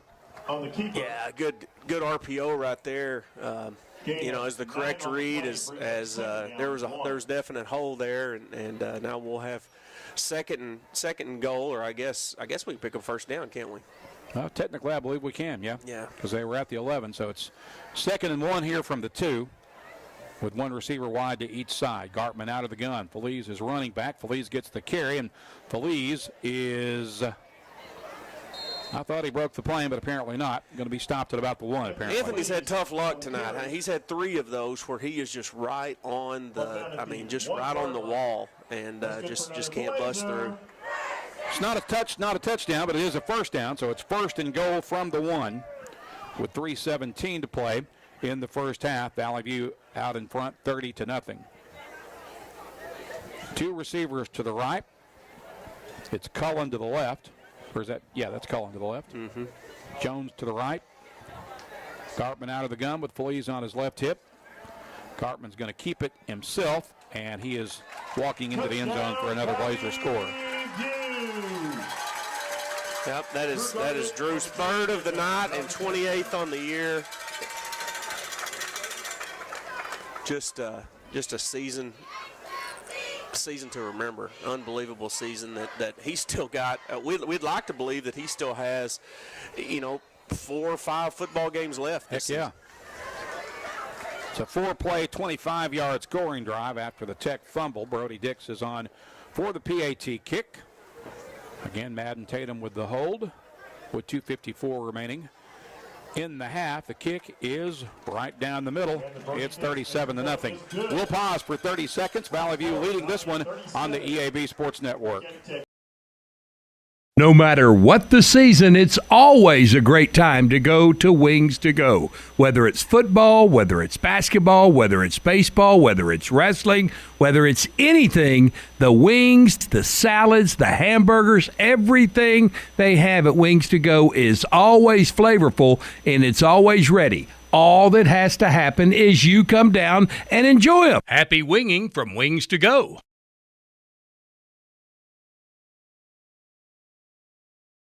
2 minutes, 54 seconds remaining in the first half. Valley View has scored again. They now lead Greene County Tech 37-0 as we await the Brody Dix kickoff from the left hash of the 40-yard line. Every kickoff for him so far tonight has been a touchback. Yeah, and he is wearing out. He is wearing out that 2-yard line. Yeah. It's just rolling on in. The senior puts foot in the ball and sends another one into the end zone. Kickoff rolls into the end zone for a touchback. Ball will be placed at the 20-yard line. I'm not sure we make a big enough deal about how much he has improved his leg strength over the last 2 years. We saw him improve it a little bit last year. Mm-hmm. He had a few touchbacks last year, but he's consistently putting him in the end zone this year. Well, and it's funny because 2 seasons ago, the fans would get so frustrated with so many of the sky kicks and pooch kicks and things like that. But it was just because that's what he could do. That's what he could do well. And now you see that, I mean, obviously the He's coaches. He's got a kicker's full repertoire right now. Yeah, and the coaches would love to have a touchback every time, and that's what they're getting with Brody Dix. Tech again starting from the 20 on the bootleg, running near side. Cup is in trouble. Ball is loose. He got it back, but it's going to be a sack near the 11-yard line. Really nice job there by Noah Wendell getting in that backfield and wrapping up. Absolutely. I mean, if he got blocked at all, he shredded that block very quickly, and this is a guy who's not playing at 100%. Yeah, he's still. I mean, he's coming off a little ginger. I don't know exactly. Is it lower leg? Is that what we've got? Yeah, I think it's a hamstring. Actually. Okay. Yeah. So I mean, it's still not right, and he may have tweaked it right there. But again, we're a lot better on defense when Noah Wendell's out there. Loss back to the 11 sets up a 2nd and 19 for Greene County Tech. They have 3 receivers off to the near side, no one to the left. Couple take the snap, give it off to Addison. Addison runs straight ahead, finds 3, maybe 4. Yeah, I think that time was Dallas hit. I'm sorry, yeah, it was Dallas hit. And then they're going to have to mix these running backs up, and nice job there up front by Alex Flores, another young man, just an outstanding kid who has battled injury really since summer, but he's rung the bell for Greene County Tech and hadn't missed a game, and really nice job there up front. Eli Thornton checks in on the O-line for Valley View. Sophomore. Eli may have started tonight, Randy. He's been out there quite a bit. And they play him on both sides of the ball. Another young man who's getting better and better. 3 receivers to the left for Tech. On the back pedal, the pass is complete on the screen pass. I believe he hung on to it, or did he? I think it's incomplete. Yeah, you're right, it was incomplete. But there goes that man. We were just talking about Eli Thornton, and he was loose in the backfield, and really he was responsible for blowing that screen up. So Tech will punt once again. 15 is the line of scrimmage. Ramirez, the punter, will be standing right in front of his end zone at the 1-yard line. Estrich drops back for the return. He'll set up between the hashes at the 45. So Valley View with an opportunity to get one more score on the board perhaps before halftime. Yeah, and I think that's what Coach Cockrell's hoping for, is to get one more and then let some of these young guys play. Kick will be downed at the 50-yard line. So Valley View will start right at midfield. They've got 50 yards to cover and 1:12 in which to do it. Cash Austin. Ball's placed at the 40-yard line. First down, Blazers.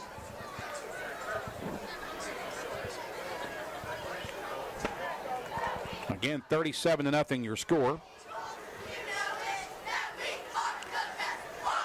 Looks like we got a couple extra fellas out there right now. Looks like, is that? Yeah, Trent Dunham's actually at tailback right now for the Blazers. Is Gartman still taking snaps, right? Well, or is it? I believe that is. Yep, it's not Gartman. That's the handoff to Dunham. Dunham advances it to about the 40, maybe the 39-yard line. There's a flag at the end of the play. Yeah, looks like there's our first flag of the night. Looks like probably going to be a hold. Levi Manning in at quarterback now. Holding on the offense. It is a holding penalty against Valley View. You're right. That's the first penalty of the night, I believe, for certainly the first for Valley View. Yeah, I think it's first for both teams. I think it is. Good quick half of football. So that'll be marked off from the spot of the foul, and it's going to move it back to the where are they going to put it down? Back to the 50.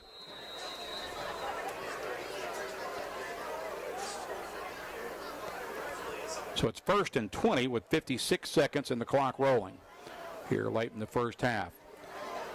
One receiver to each side. Running play to Trip Dale on the jet sweep. He crosses the 50 and gets it to the 49, maybe the 48-yard line. Gain of 2 on the play brings up sets up a 2nd and 19 or 2nd and 18 with 30 seconds left in the half. Probably one more snap coming here for Valley View. Yeah, they're playing conservative right now and just wanting to get to the halftime without any turnovers. Manning in the gun with 4 receivers clustered to the right, 1 to the left. Manning will keep it running right and gets knocked out of bounds at about the 45, maybe the 44-yard line.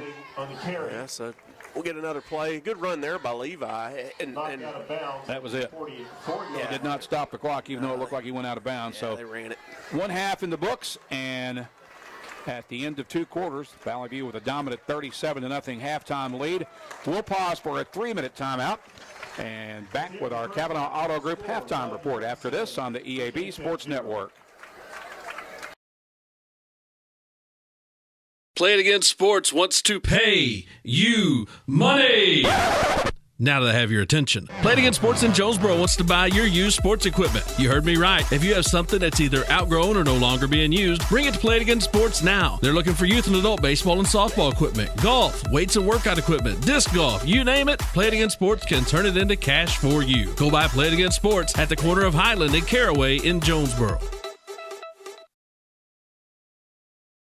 Your specialty print and ship store is the Safe Ship Store in Jonesboro. Owner David Leonard wants to help you with all your shipping and printing needs, and they'll always give you the best customer service and highest quality product for the absolute lowest prices in town. So when you need something packed and shipped, or when you need printed products, call the Safe Ship Store. Come in today to see all they have to offer. For the best customer service, quality, and prices, visit the Safe Ship Store, 2500 Alexander Drive, Suite C in Jonesboro, 870-333-5068. Pico Food says good luck to all the players, coaches, cheerleaders, and marching bands taking the field tonight. Under the lights, it's not about who's in your path, it's about who's in your huddle. And Pico Foods is a proud teammate and supporter of local communities and the state's agricultural producers. Learn more about how Pico Foods buys direct to support local producers. In Arkansas and Missouri, call David Durham or James Chester, 870-202-7101. In Alabama and Mississippi, call Andrew Parker or John Taylor Hickman at 601-670-9383. Hey y'all, it's Brandon Baxter, and I want to let you know about my friends at Cleanway Restoration and Construction. You see, disasters don't happen when it's convenient, whether it's a fire, a flood, or a tornado. When it damages your home, it upsets everything about your life. Cleanway comes in and does the cleanup, and they can lay your floors, replace your cabinets, and fix or replace walls. So remember, when an inconvenient disaster comes your way, think Cleanway Restoration and Construction. Let Cleanway restore your home and restore your life. Find out more at cleanwayrestoration.com.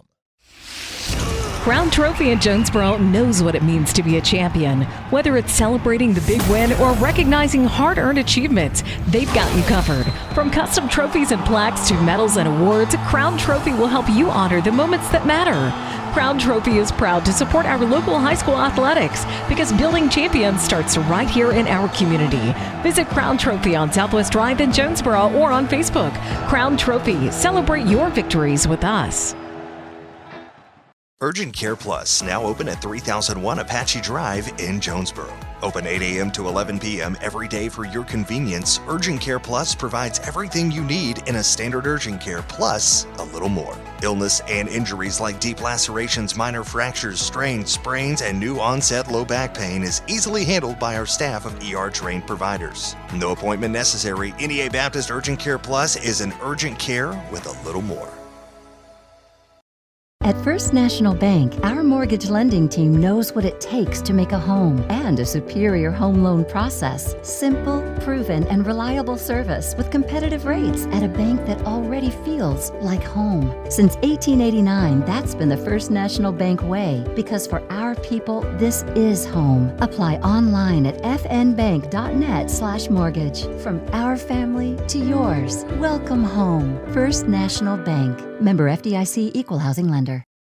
Get huge savings now at every Kavanaugh dealership. Kavanaugh has a great selection of late model, low mileage, certified pre-owned cars, trucks, and SUVs. And most are still under factory warranty. We have every make and every model, so you're sure to find the vehicle you want. And when you buy at Kavanaugh, every new and used purchase comes with 1 year of free maintenance. Plus, we buy cars. Bring a vehicle, get a check. Come see us today at one of our dealerships or go to KavanaughCars.com.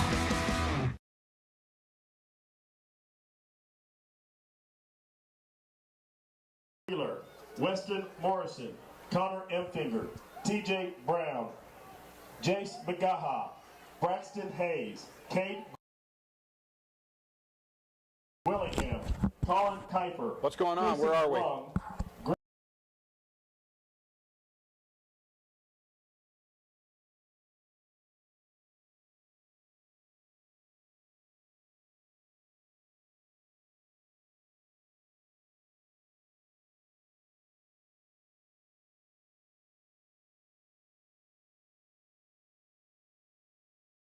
Eli Harrell. Welcome back to Central Dealership Stadium and our Kavanaugh Auto Group halftime report presented by the Kavanaugh Auto Group. Check out Kavanaugh's entire selection of new and pre-owned inventory at KavanaughCars.com. Valley View very dominant in the first half here tonight, as we expected. Coach up 37-0 at the half.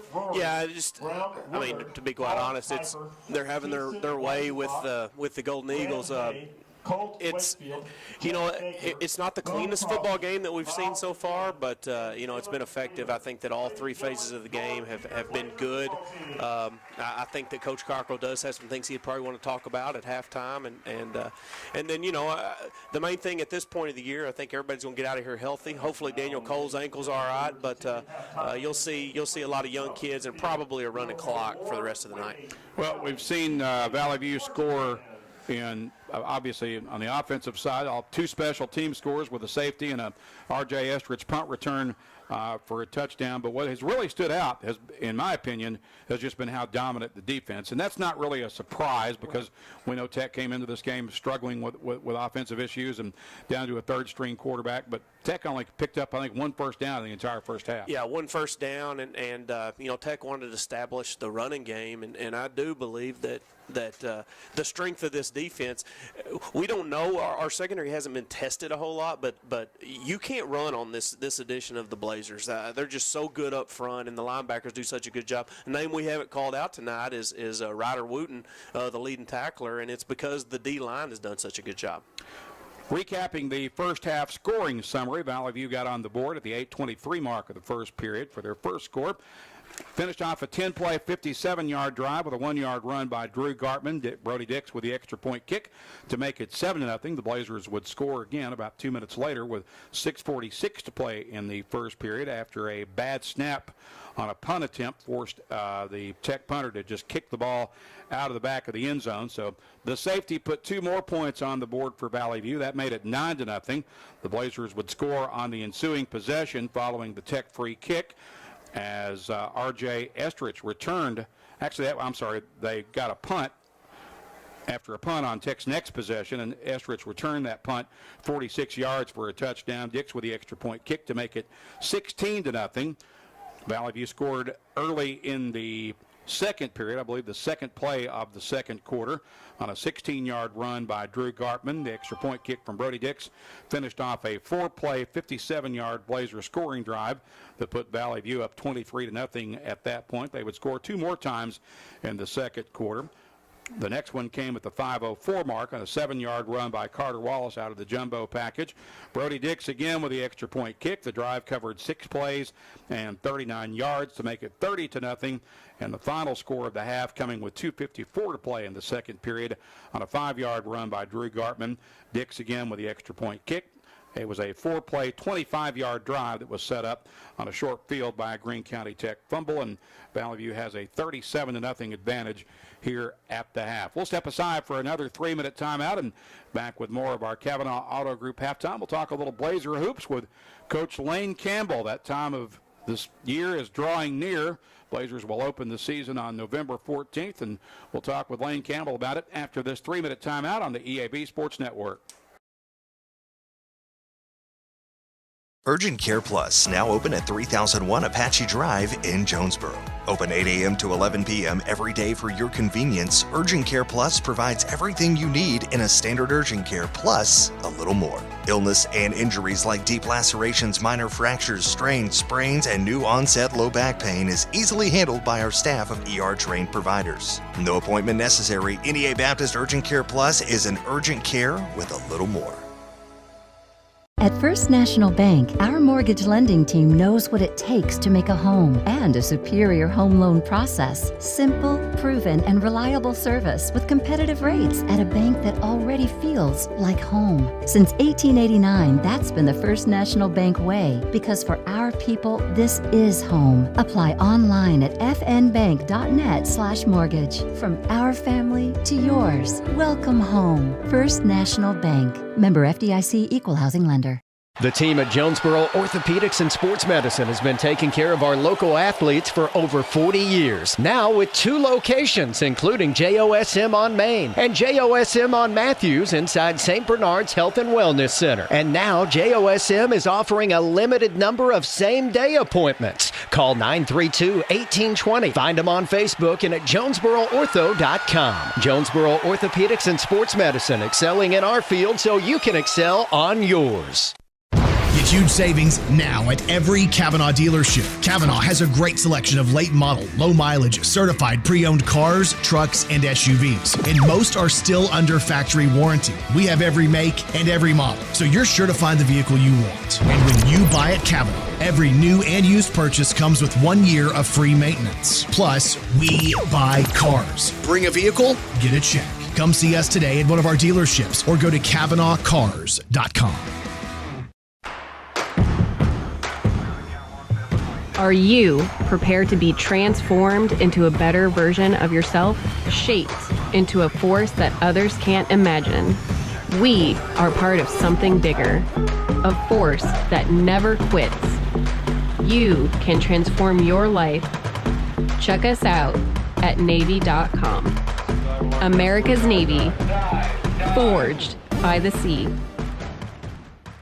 Attention athletes and coaches, if you or your players have suffered a concussion or other sports-related injury, hyperbaric oxygen treatments have shown to improve incredible results for athletes in all sports. Arkansas Progressive Medicine now offers the hyperbaric oxygen treatment at their office in Jonesboro. Call Arkansas Progressive Medicine to find out more about this groundbreaking treatment. 520-6007. Arkansas Progressive Medicine on Matthews on the Medical Mile, 520-6007. Welcome back to our Kavanaugh Auto Group halftime report. Valley View leading Greene County Tech 37-0 here at the half in this 5A East Conference tilt. We'll get back to talking football here in just a little bit and also check in on some of the scores from around the 5A East and other Northeast Arkansas games that are going on tonight. Right now we're going to talk a little Blazer hoops with Coach Lane Campbell, whose team will begin the season. I misspoke right before the break. I said they opened the season on the 14th of November. That's actually when the girls play their first game. The boys will open the season 2 days later on Saturday, November 16th against Riverside in the NEA Sports Tip-Off Classic across town at Nettleton. You're about 3 weeks out, Coach. Yeah, it's coming up quick. It'll be here before we know it, so. Well, how has the off season gone? I know that you don't have everybody in camp because you're going to pick up probably, 4 or 5 guys, I guess, from football? Yeah, we'll get about 5 or 6 that coming from football. So we'll end up with about 18, 19 guys out there when everybody gets in once the football season's over with, which we hope they go a far way. Absolutely. They're doing a really good job this year, and congrats to Coach Cockrel and his staff as well on a great year so far and continuing to go forward with that. But, yeah, we'll have about 18, 19 when we get everybody in there.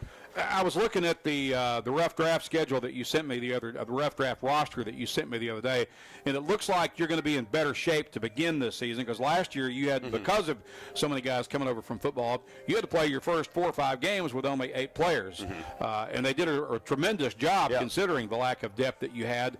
But this year you've got probably 4 of your 5 starters back to begin the season, plus some pretty good guys on the bench as well. It seems. Yeah, of course.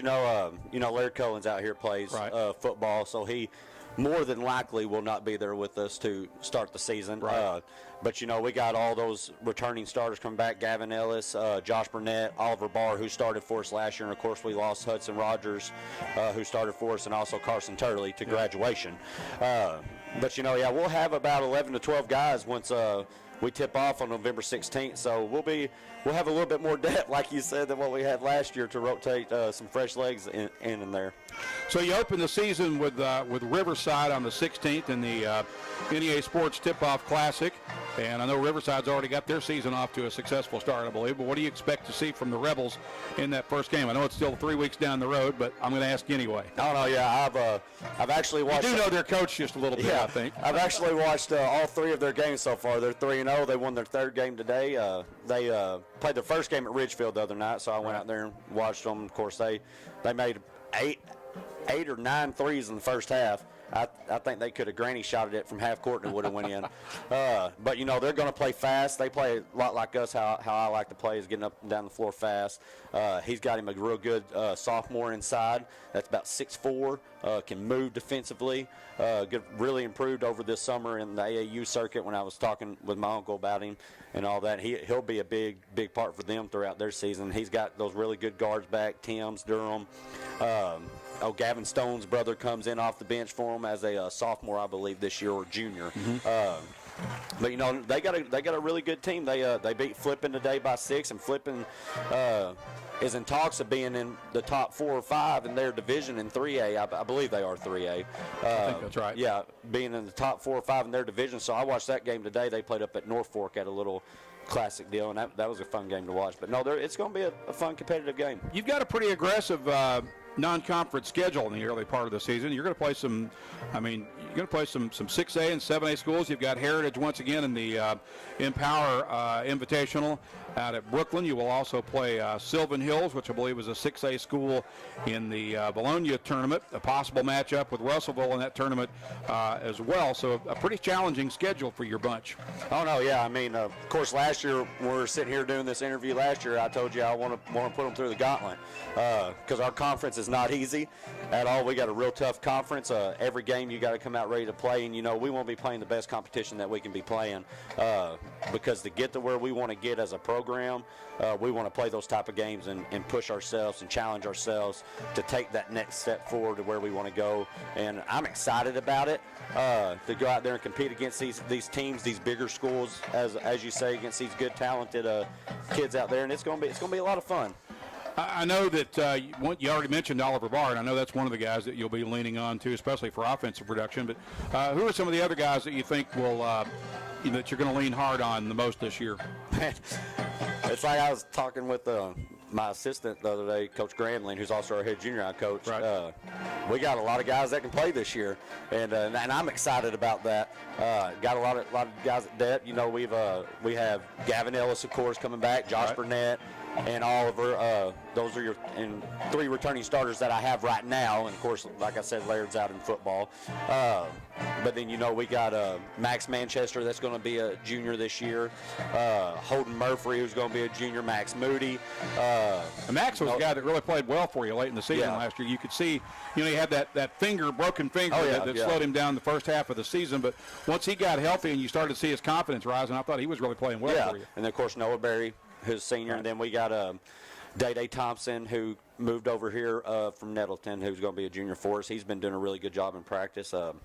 Cannon Driscoll came over from Tech, gives us another option at guard. So, you know, I mean, we had some sophomore. We have about 6 or 7 sophomores that moved up as well. Yeah. That's been doing really well in practice. So, you know, I'm excited to have those guys up there. They can make a case for themselves, too, out there on the floor. You know, Eli Craig's done a real good job. I'm just to mention him as a sophomore. He's grown. I think he's about 6'2", 6'3" now. Really? He walked in the other day. I was like, dadgum, son, you just keep going up. But, you know, they're all doing a really good job. They're working hard for me right now. It's like I told them the other day, we're about tired of practicing. We're ready to go play. We've been doing it since August, and I gave them a 4-day weekend right here to rest, and they need it because, you know, they get tired of that practice and rejuvenate their bodies and get ready to roll again on Tuesday practicing. Coach, appreciate the visit. Looking very forward to seeing your team in action on the 16th against Riverside at the Classic out at Nettleton. I appreciate it. Go Blazers. Coach Lane Campbell, our guest. We'll pause for 2 minutes and back with, we'll make this a 90-second timeout and back with more of our Kavanaugh Auto Group halftime after this on the EAB Sports Network. Go outside and play with Jonesboro Cycle and ATV. Jonesboro Cycle is your go-to for all your power sports needs, whether it be off-road, on-road, or on the wall. Check out their inventory of four-wheelers, side-by-sides, motorcycles, dirt bikes, cruisers, go-karts, scooters, personal watercrafts, boats, and even boat motors. Jonesboro Cycle is a 185,000 square foot motorsports mecca featuring all the name brands under one roof. Jonesboro Cycle and ATV on U.S. Highway 63 North in Bono and JonesboroCycle.com.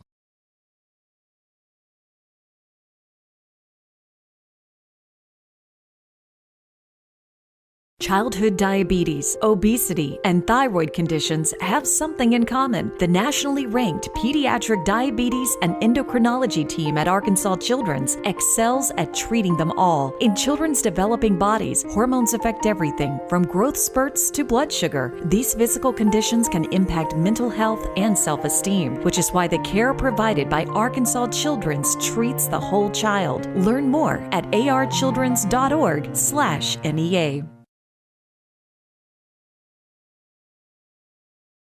Welcome back to Central Dealership Stadium. Randy Myers along with Coach Jason Smith in the NEA Baptist broadcast position. We continue along with our Kavanaugh Auto Group halftime report with Valley View leading Greene County Tech 37-0.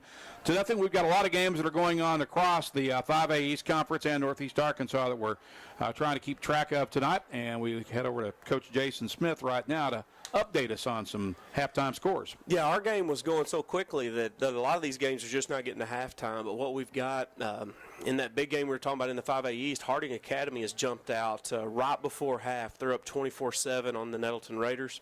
Wynn is up 14-0 on Paragould. And Brooklyns up 21-7 on Batesville. And then out of conference, local interest, Jonesboro all over that Sylvan Hills team that's just been really struggling the last couple of years, 42-7 at half. Pocahontas up 30-7 on West Side. And then a huge game over in the Cotton Patch, Osceola up 15-6 on the Rivercrest Colts.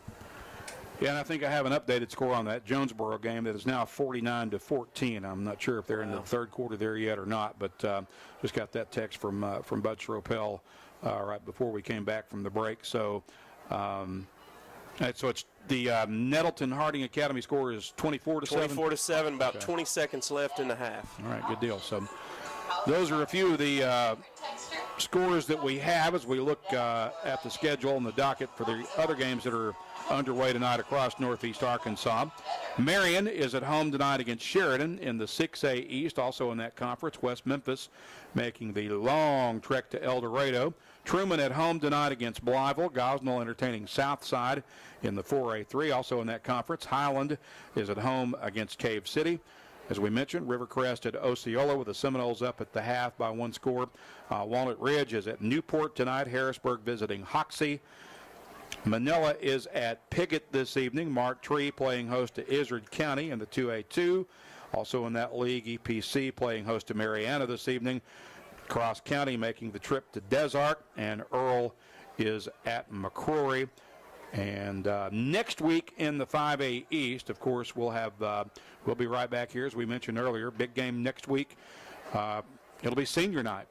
Last home game of the year, of the regular season anyway, for Valley View, as they will entertain Nettleton in what basically shapes up as a de facto conference championship game, at least from the Valley View perspective. Brooklyn will be at home next week against Paragould. Wynn will play host to Harding Academy next week, and Greene County Tech will be at home, I believe, against Batesville next week. We have time for one more timeout. Let's make this we'll shoot for a 90-second timeout, and hopefully we'll be back to begin let's make this looks like they're about ready to start. So let's make this a 30-second timeout instead, and we'll see where we are at that point on starting the second half after this on the EAB Sports Network. It's a mix and match special now at all Northeast Arkansas Domino's Pizza locations. Choose any two for $6.99 each for carryout or delivery. How about a medium 2-topping pizza, oven-baked sandwich, pasta in a tin, loaded tots, Domino's stuffed cheesy bread, bread twists, marble brownies, and so much more. Switch it up for lunch or dinner for the whole gang. The mix and match special with any two for only $6.99 each for carryout or delivery. Only at your Northeast Arkansas area Domino's Pizza locations.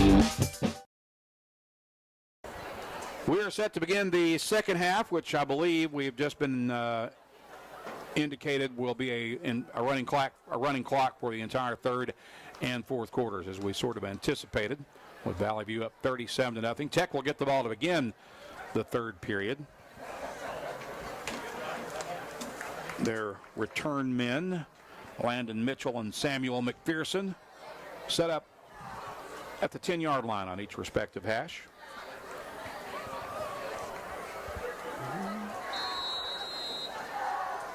Again, Valley View leads it 37-0 as we begin the second half. Brody Hicks Teed up at the 40-yard line. Kicks it hard and deep, and it's another Brody Dix touchback for the Blazers. And the kickoff rolls into the end zone for Just what a weapon. It just makes things so much easier for the special teams coordinators, and it's a luxury. So once again, Tech will start at the 20-yard line. And this Tech offense did not muster much at all in the first half. Only one first down unofficially. We'll see what they come up here with. On first down from the 20, they'll send Gad Stanley, a 6'2" tight end / wide receiver, out wide to the near side. Give that off to Dallas Hitt running right. Hitt gets to the corner and stopped after a minimal gain at best. Yeah. Probably no gain. On the carry. Yeah, nice They'll job give him there. a yard. One on the play brings up second down. You're going to see a lot of new faces on this Blazer defense, as the half progresses, but and same way on the offense. But what we'd like to see now, as these kids have gotten older and they've had a lot of experience this year, is just to have some clean stops and clean, get off the field on third down, that type of thing. Second and about 9.5 from the 21 for Tech. High snap. Cup gets it down, pitches it right side. The ball was fumbled. He caught it off the bounce, and it's going to be dropped for a loss of about 2 yards here, it looks like, on the carry by Dallas Hitt. Yeah, kind of an awkward pitch. Yeah, it was a high snap, and so then Cup did all he could to gather it, and he knew it was a pitch play, so he had to get it out quick. Well, I think that showed Dallas Hitt's athleticism, as he caught it one-handed, it bounced, caught it again, and then got smacked. 1 yard loss back to the 20. It's 3rd and 10 for GCT with 10:20 to play in the third. Valley View leading 37-0. Tech letting that clock wind down between snaps. We are under the mercy rule clock for the entire second half. Hit back to throw. Here comes pressure. He gets a block, fires it deep on the sideline, and overthrows his intended receiver. Pass intended for. And that'll bring up 4th and 10. Yeah, just a little bit overthrown there. It's a good ball there by Gavin Cup, but Samuel McPherson just couldn't quite get there and make that catch. So once again, R.J. Estrich on to return the punt for Valley View. He'll set up on the left hash at the Tech 46-yard line. Diego Ramirez will drop back into punt formation. He'll be standing at his own 5-yard line.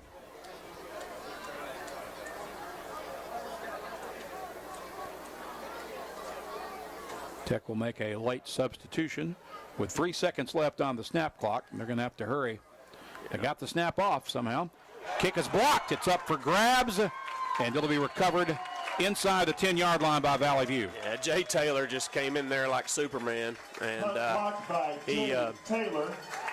It's so fun. We've said his name quite a bit tonight. I mean, he's been a little bit everywhere, but just showed tremendous athleticism on that play to get up and to get a hand on that football. So Valley View will get it at the 8-yard line after the block punt by Jay Taylor. And looks like Levi Manning will once again lead the Blazer offense. Yeah. Got some new guys out there now. You've got Jackson Walker. You still do have Noah Ragsdale. Looks like Manning's going to keep it, runs behind the offensive line, gets a great surge. He's inside the 5, all the way down to at least the 3-yard line. Yeah, there's a little bit of a tush-push play there, but that was just a convoy going through, and Levi nearly broke the plane. They're going to spot him down at the 4. I thought he had at least the 3-yard line. Yeah, I think so too. So it's 2nd and goal from the 4 with 8:05 to play in the third. 2 receivers to the right and the left. This is a running play, I believe, with Trent Dunham. He's caught after a gain of about a yard. On the carry, right down at the 3-yard line, brings a 3rd down goal. So it's 3rd and goal from the 3 for Valley View. Yeah, good play there on defense by Lane Compton, kid that's playing both ways here for the Eagles. Blazers will cluster 4 receivers to the right. Manning out of the gun. He's going to keep it running left, and I believe he is in there. He is for the Valley View score. A 3-yard run by Levi Manning with 7:25 to play as the Blazers break 40 once again. Yeah, good play there. Good block up front. Good line surge, and then Layden Holt made a nice block there out of that H-back spot. So Brody Dix is on for another extra point kick for Valley View.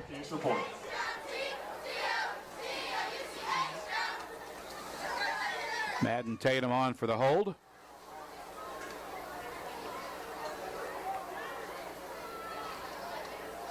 Kick is up, and it is perfect. 6:50 to play in the third quarter. Valley View's lead is 44-0. We'll be back in a moment on the EAB Sports Network.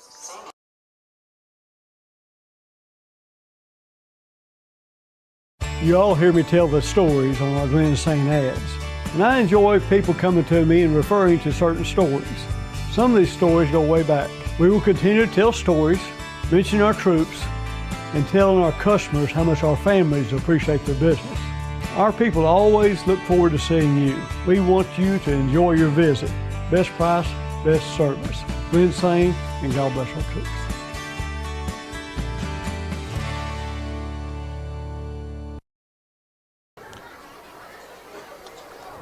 Clock is rolling. We hit the 6-minute mark of the fourth period. Valley View now leading Greene County Tech 44-0 as we welcome you back to Central Dealership Stadium. I'm Randy Myers, joined by Coach Jason Smith as we see if Brody Dix can send another kickoff into the end zone for, I've lost count of how many touchbacks. Yeah, no, he's got to be approaching double digits on touchbacks. He's going to have to ice his leg tonight. He's getting some work. This one is high and deep, and this one will actually be fielded on about the 6-yard line by GCT. And the return man ball gets knocked loose. It is up for grabs, and a scoop and score will put it down to the 3-yard line for Valley View, or possibly even a 2. I wish I would have seen who laid the lick right there, but goodness gracious, what a hit. I think it was Luke Herringer who snatched it up and advanced it inside the 5 down to about the looks like they'll spot it at the 3-yard line. Yeah, Big Luke knew what to do with it when he got a hold of it. He just, he got ran down from behind. But, Luke, his daddy was a Razorback great, Al Herringer, and he's played a little football in his day. Yeah, indeed he has. So it's a 1st and goal from the 3. Is that? Subio is going to take snaps? No, Manning's already out there. Okay, I didn't see Manning out there. Actually, Tatum's out there. Yeah, Madden Tatum is the quarterback. Subio is the running back. Got a motion man near side, and that's Ragsdale who runs out of a tackle, sheds it, runs left, and finds the corner of the end zone. There's a flag at the end of the play. Yeah, goodness gracious. The flag's going to bring it back, but Noah just he wants that touchdown tonight, but also, too, what a block there by Andrew Jones on the corner. Goodness gracious. I'm assuming this is a hold penalty? It comes from a spot. Looks like we probably had some holds. Holding on the offense. 10-yard penalty. That is indeed the case. It'll be marked off from the spot of the foul. So ball will be moved back to the 13-yard line. Officially, that's not a score, but Noah can put that on his highlight reel, on his huddle highlights. And that was a heck of a play. 2 receivers to each to the right, 1 to the left. Give to Eusebio. Eusebio powers his way inside the 10 and gets stopped at about the 9, maybe the 8-yard line. Randy Eusebio. Good run there by Randy, and just I'm impressed by Layden Holt. I'm watching him run that H-back spot. They don't use that as much this year as what they have in years past, but when Layden's in, he kind of runs that spot, and he cleared some ground right there. 2nd and goal from the 8. 2 receivers to the right, 1 to the left. Hand it to Eusebio. Eusebio running left, gets it down to about the 5-yard line before he's ankle tackled. Eusebio on the carry brought down at the 6-yard line, 3rd down goal. Madden Tatum is in taking snaps now for Valley View, the 3rd Blazer quarterback to play this evening. On 3rd and goal from the 6 after the spot. I believe that's Kamarion Davis out in the slot to the left. So 2 receivers to the left, 1 to the right. I believe that's Walker on the right. And Tatum going to tuck and run. He's across the 5 and finds the corner of the end zone. Is that a touchdown or not? It is. They raise their hands. Yeah. And I stand correct. I want to go back. I was bragging on Andrew Jones for that block a while ago. That was actually Brady Cribb, and what a play he made on a couple plays going. That touchdown got called back, but a really nice block. And then Tatum right there showing his wheels. 6-yard run by the junior quarterback as we await another Brody Dix PAT kick with 1:57 left now in the third period.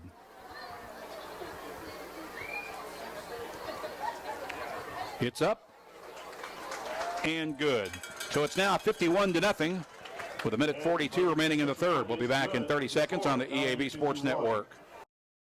No matter what the season, it's always a great time to go to Wings to Go. Whether it's football, whether it's basketball, whether it's baseball, whether it's wrestling, whether it's anything, the wings, the salads, the hamburgers, everything they have at Wings to Go is always flavorful and it's always ready. All that has to happen is you come down and enjoy them. Happy winging from Wings to Go. Fumble a while ago. That was Troy Dale. Okay. Laid the lick.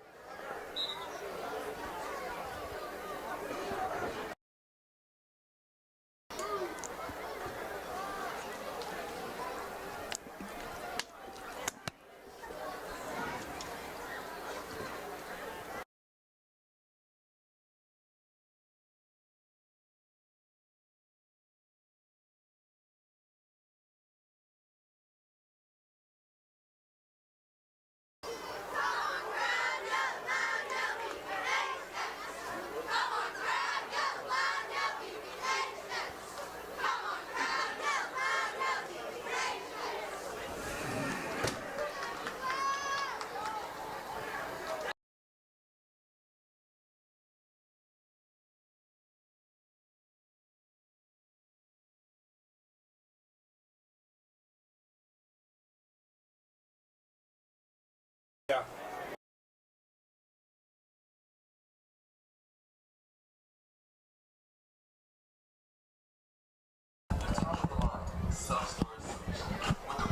Another Brody Dix kick results in a touchback, and so Greene County Tech will have it. And that was actually the last play of the third quarter in this fast-moving second half. So we'll take another timeout with the end of three quarters here at Central Dealership Stadium. Valley View leading Greene County Tech 51-0. We'll be back in 30 seconds on the EAB Sports Network.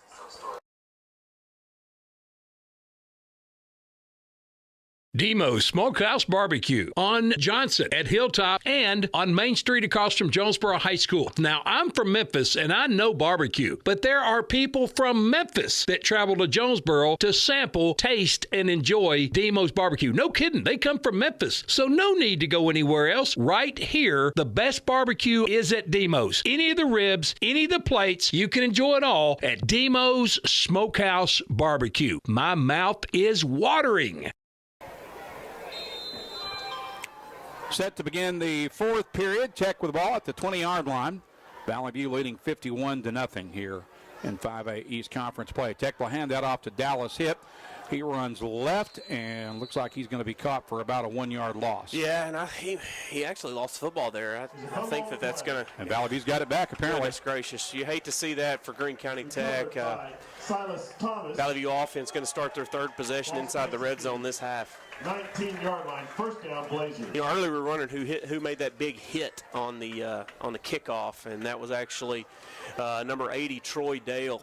Nice play there, big hit that caused that fumble. So here Valley View will get it back on a short field once again, as they have many times tonight. They will start at the 19-yard line. He yelled at me to tell you to turn it on. And who is our quarterback now? I believe it's Cooper Pruitt. Yeah, it looks like Cooper Pruitt out there. Fourth Blazer quarterback to take a snap tonight. He'll run with it and gets back to the line of scrimmage. Cooper Pruitt on the keeper.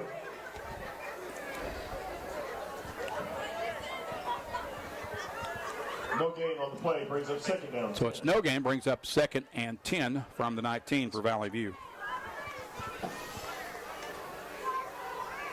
Actually lost about a half yard on that spot. Ball back at the 20. Is this Cooper's debut at quarterback in varsity action? He played in the scrimmage game against Marion, I believe, in the second half. But I think as far as an actual real season game, for a varsity game, I believe so. This is a handoff over the near side that gets back to about the 19. Angel Feliz, the younger brother of Anthony, on that carry for Valley View. It's good for these young men to get some action here because, especially this time of year, a lot of these JV games, these Monday night games get canceled, and so it's good for these young men to get out here and under the Friday night lights. So it's 3rd and 10 from the 20, or 3rd and about 10 and a half, with 2 receivers to the right, 1 to the left. Pruitt will throw it out right side on the screen pass, and that's going to be incomplete. And Valley View now facing, I believe, their first 4th down of the night. Yeah, I believe so. As Austin Berry out there trying to get a bubble screen set up for him. It took a little long for the ball to get out there, and just it was short. But looks like the offense will stay on the field. Obviously not to to try to score. Just there's really nothing that you can do right here. You can't punt the football at the 20-yard line. Yeah. So Cooper Pruitt will send 2 receivers to the right, 1 to the near side. Angel Feliz, the running back, on his right hip. Throw that out right side on the screen, and the receiver immediately tackled back at the line of scrimmage. So Blazers will turn it over on downs, and Tech gets their first stop of the night. Yeah, a much better ball there by Cooper. He hit Jackson Walker there, but the defense was quick to react, and turnover on downs by the Blazers, and we'll see this Eagle offense if they can get something going here late.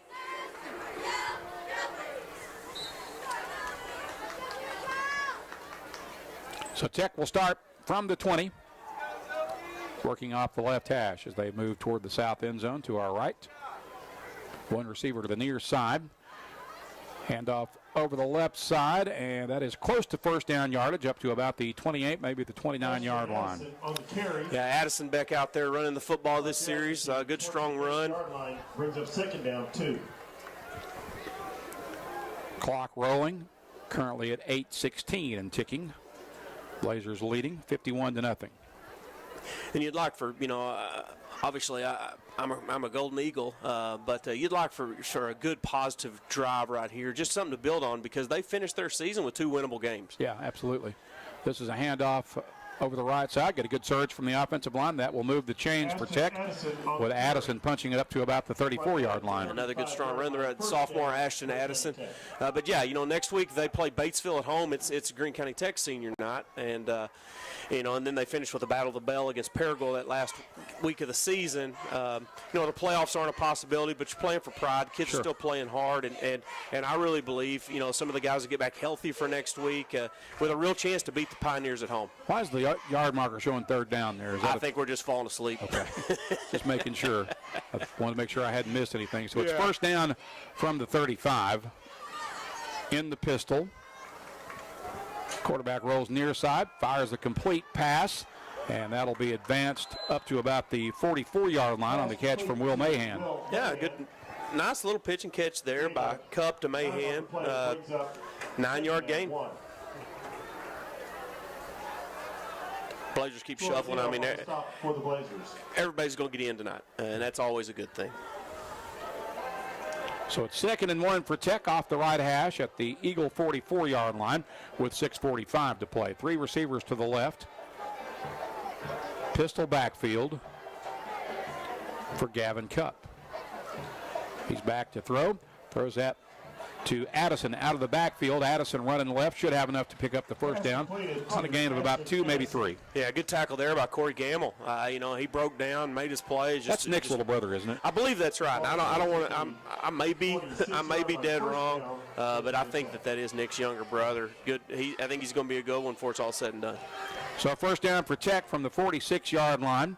6:10 to play in the game. 3 receivers to the left. Backs in the pistol.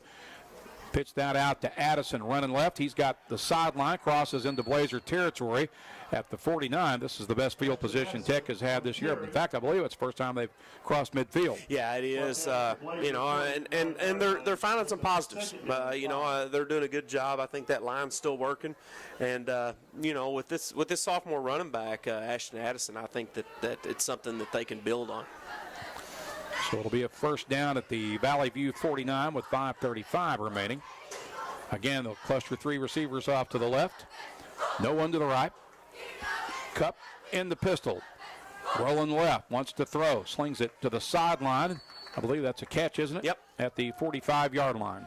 Yeah, a catch there by Samuel McPherson, who I think has more catches than anybody else this, on this edition of the Golden Eagles. Just a solid wide receiver there. Big third down here. 3rd and a yard needed for Tech. The ball at the Blazer 45-yard line as we hit the 5-minute mark in this fast-moving second half. They've got 2 receivers to the left. Give that off to Addison. Addison's got the first down as he'll move the chains by advancing it to about the 43. On the carry, brought down at the 43-yard line. First down, Greene County Tech. So a fresh set of downs for the Eagles at the 43 with 4:35 left.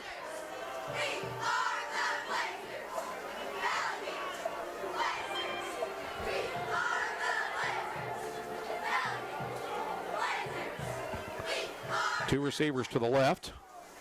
Give it to Addison once again. Addison gets caught at about the 40-yard line this time after a short gain. Brought down at the 40-yard line. Second down, 7. This is by far the most productive drive of the evening for Tech. This will be the 9th play of the drive coming up unofficially. Yeah, David Cogman going in for the Blazers on D. Looks like big number 70 there. Josh Lamb. Yeah, Josh getting in a little action here on the D line. Big 325-pound sophomore. 2nd and 3 for the Eagles from the 40 with 3:48 left. 2 receivers to the left for GCT.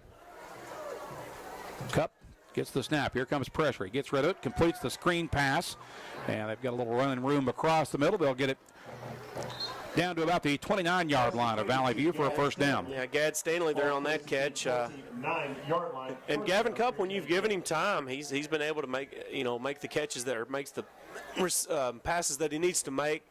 He's going to wind up, 12, 13 completions tonight. So it'll be a first down for Tech from the 29-yard line with a little over 3 minutes remaining. 2 receivers off to the left. Cup in the pistol, drops straight back, has plenty of time. Now he'll chuck and run left and steps out of bounds at about the back near the line of scrimmage, I believe. Yeah, it looks like I think they're going to give him, just right at the line of scrimmage there. And I think that if Gavin Cup would have kept that one a little bit quicker, decided he was going to run in a little bit quicker, he'd had a little bit more of a room to run. But the nice pursuit there by the Blazer defense. 2nd and 10 from the 29 with 2:35 remaining.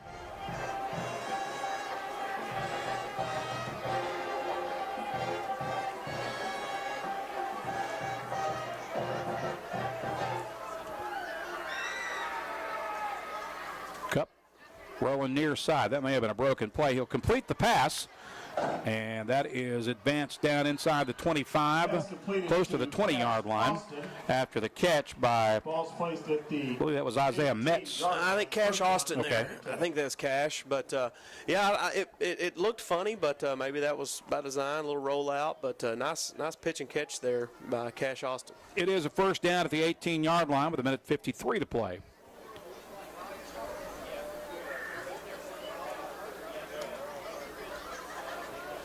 Backs in the pistol, 1 receiver to the left.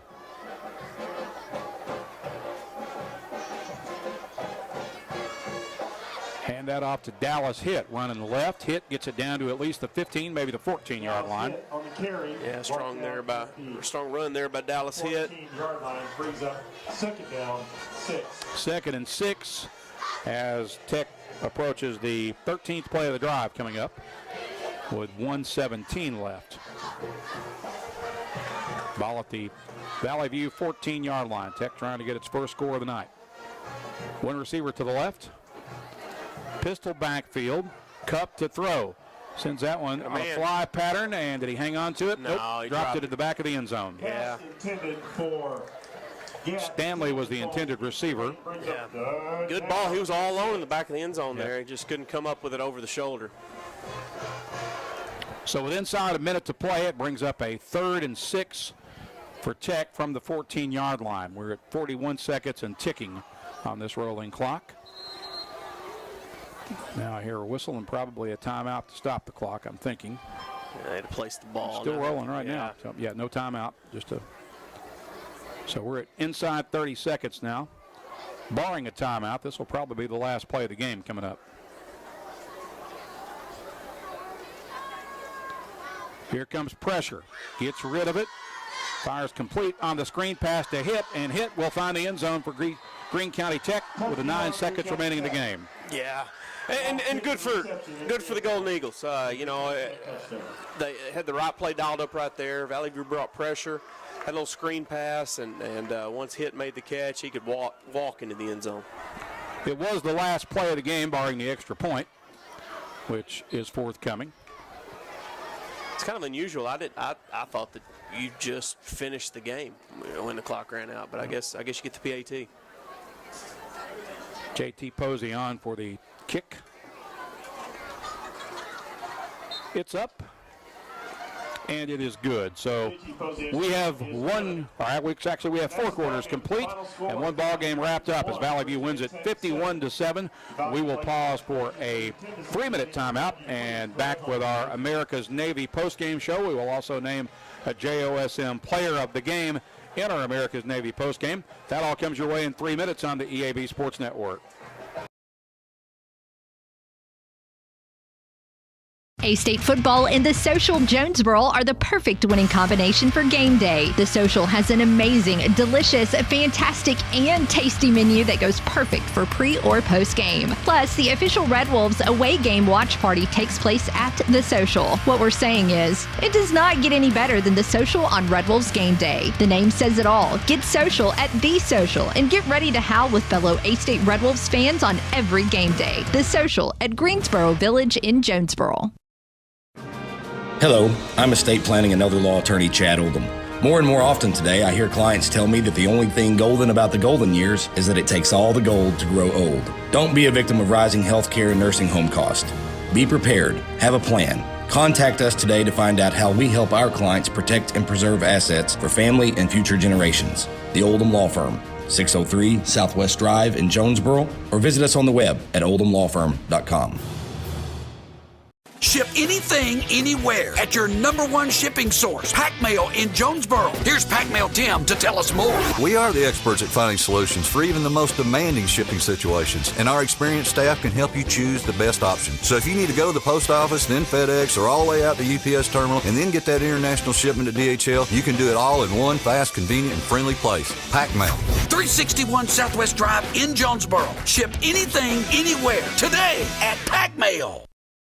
Demo's Smokehouse Barbecue on Johnson at Hilltop and on Main Street across from Jonesboro High School. Now, I'm from Memphis and I know barbecue, but there are people from Memphis that travel to Jonesboro to sample, taste, and enjoy Demo's Barbecue. No kidding, they come from Memphis, so no need to go anywhere else. Right here, the best barbecue is at Demo's. Any of the ribs, any of the plates, you can enjoy it all at Demo's Smokehouse Barbecue. My mouth is watering.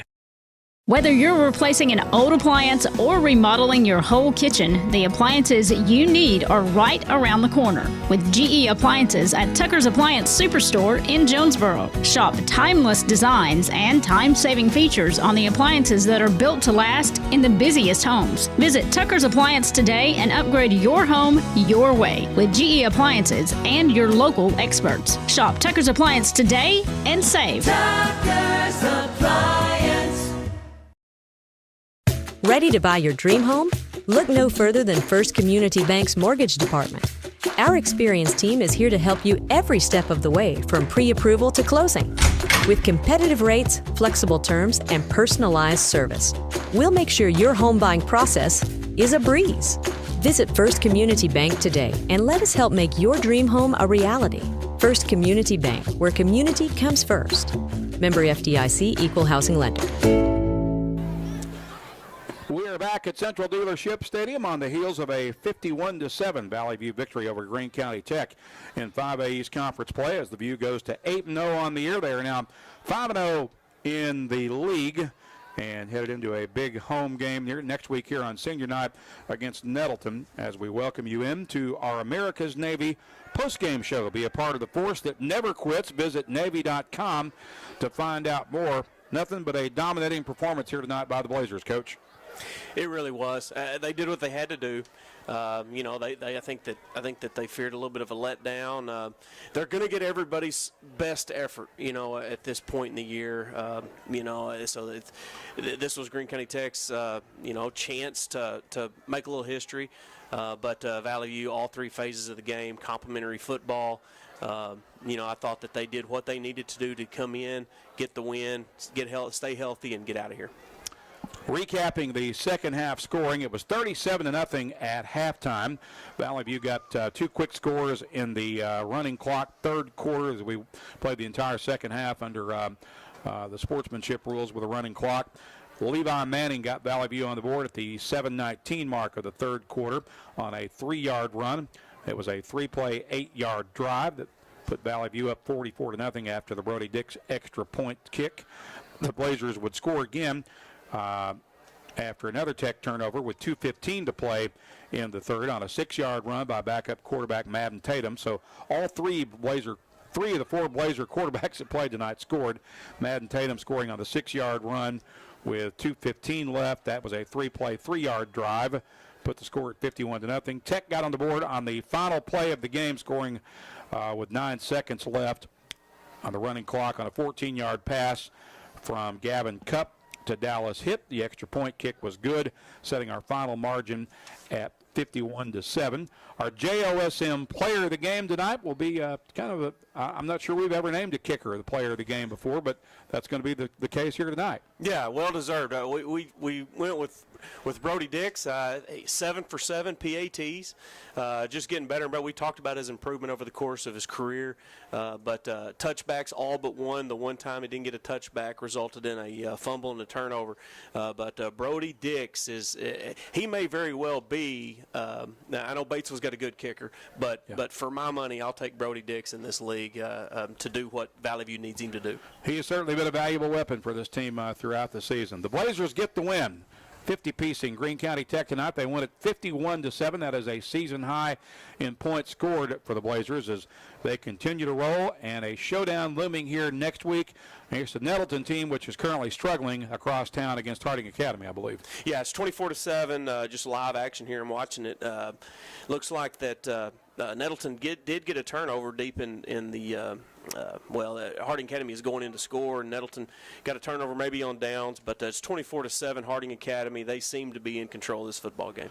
Nonetheless, regardless of how that one ends, it sets up as from the Valley View perspective anyway, a de facto conference championship game here next week on senior night at Central Dealership Stadium. Most likely going to be a packed house. I think it will. It's been a fun rivalry through the years. Nettleton will travel well. The visitor bleachers will be full. It'll be electric. It may be a little cooler. We may actually have some football weather, but it's going to be an exciting Friday night nonetheless. Again, your final here. Valley View gets the win over Greene County Tech, 51-7. Thanks to our crew behind the scenes, Taylor Settlemeyer and his talented crew of students in the digital media program at Valley View High School, responsible for getting us on the air with our streaming broadcast on YouTube on the Blazer News Network. And for Coach Jason Smith, I'm Randy Myers. We thank you for joining us. Enjoy the rest of your weekend from the EAB Sports Network. You've been listening to Valley View Blazer football on the Blazer News Network and FM News Talk 1021, presented by NEA Baptist, the United States Navy, Jonesboro Orthopedics and Sports Medicine, Kavanaugh Auto Group, and First National Bank.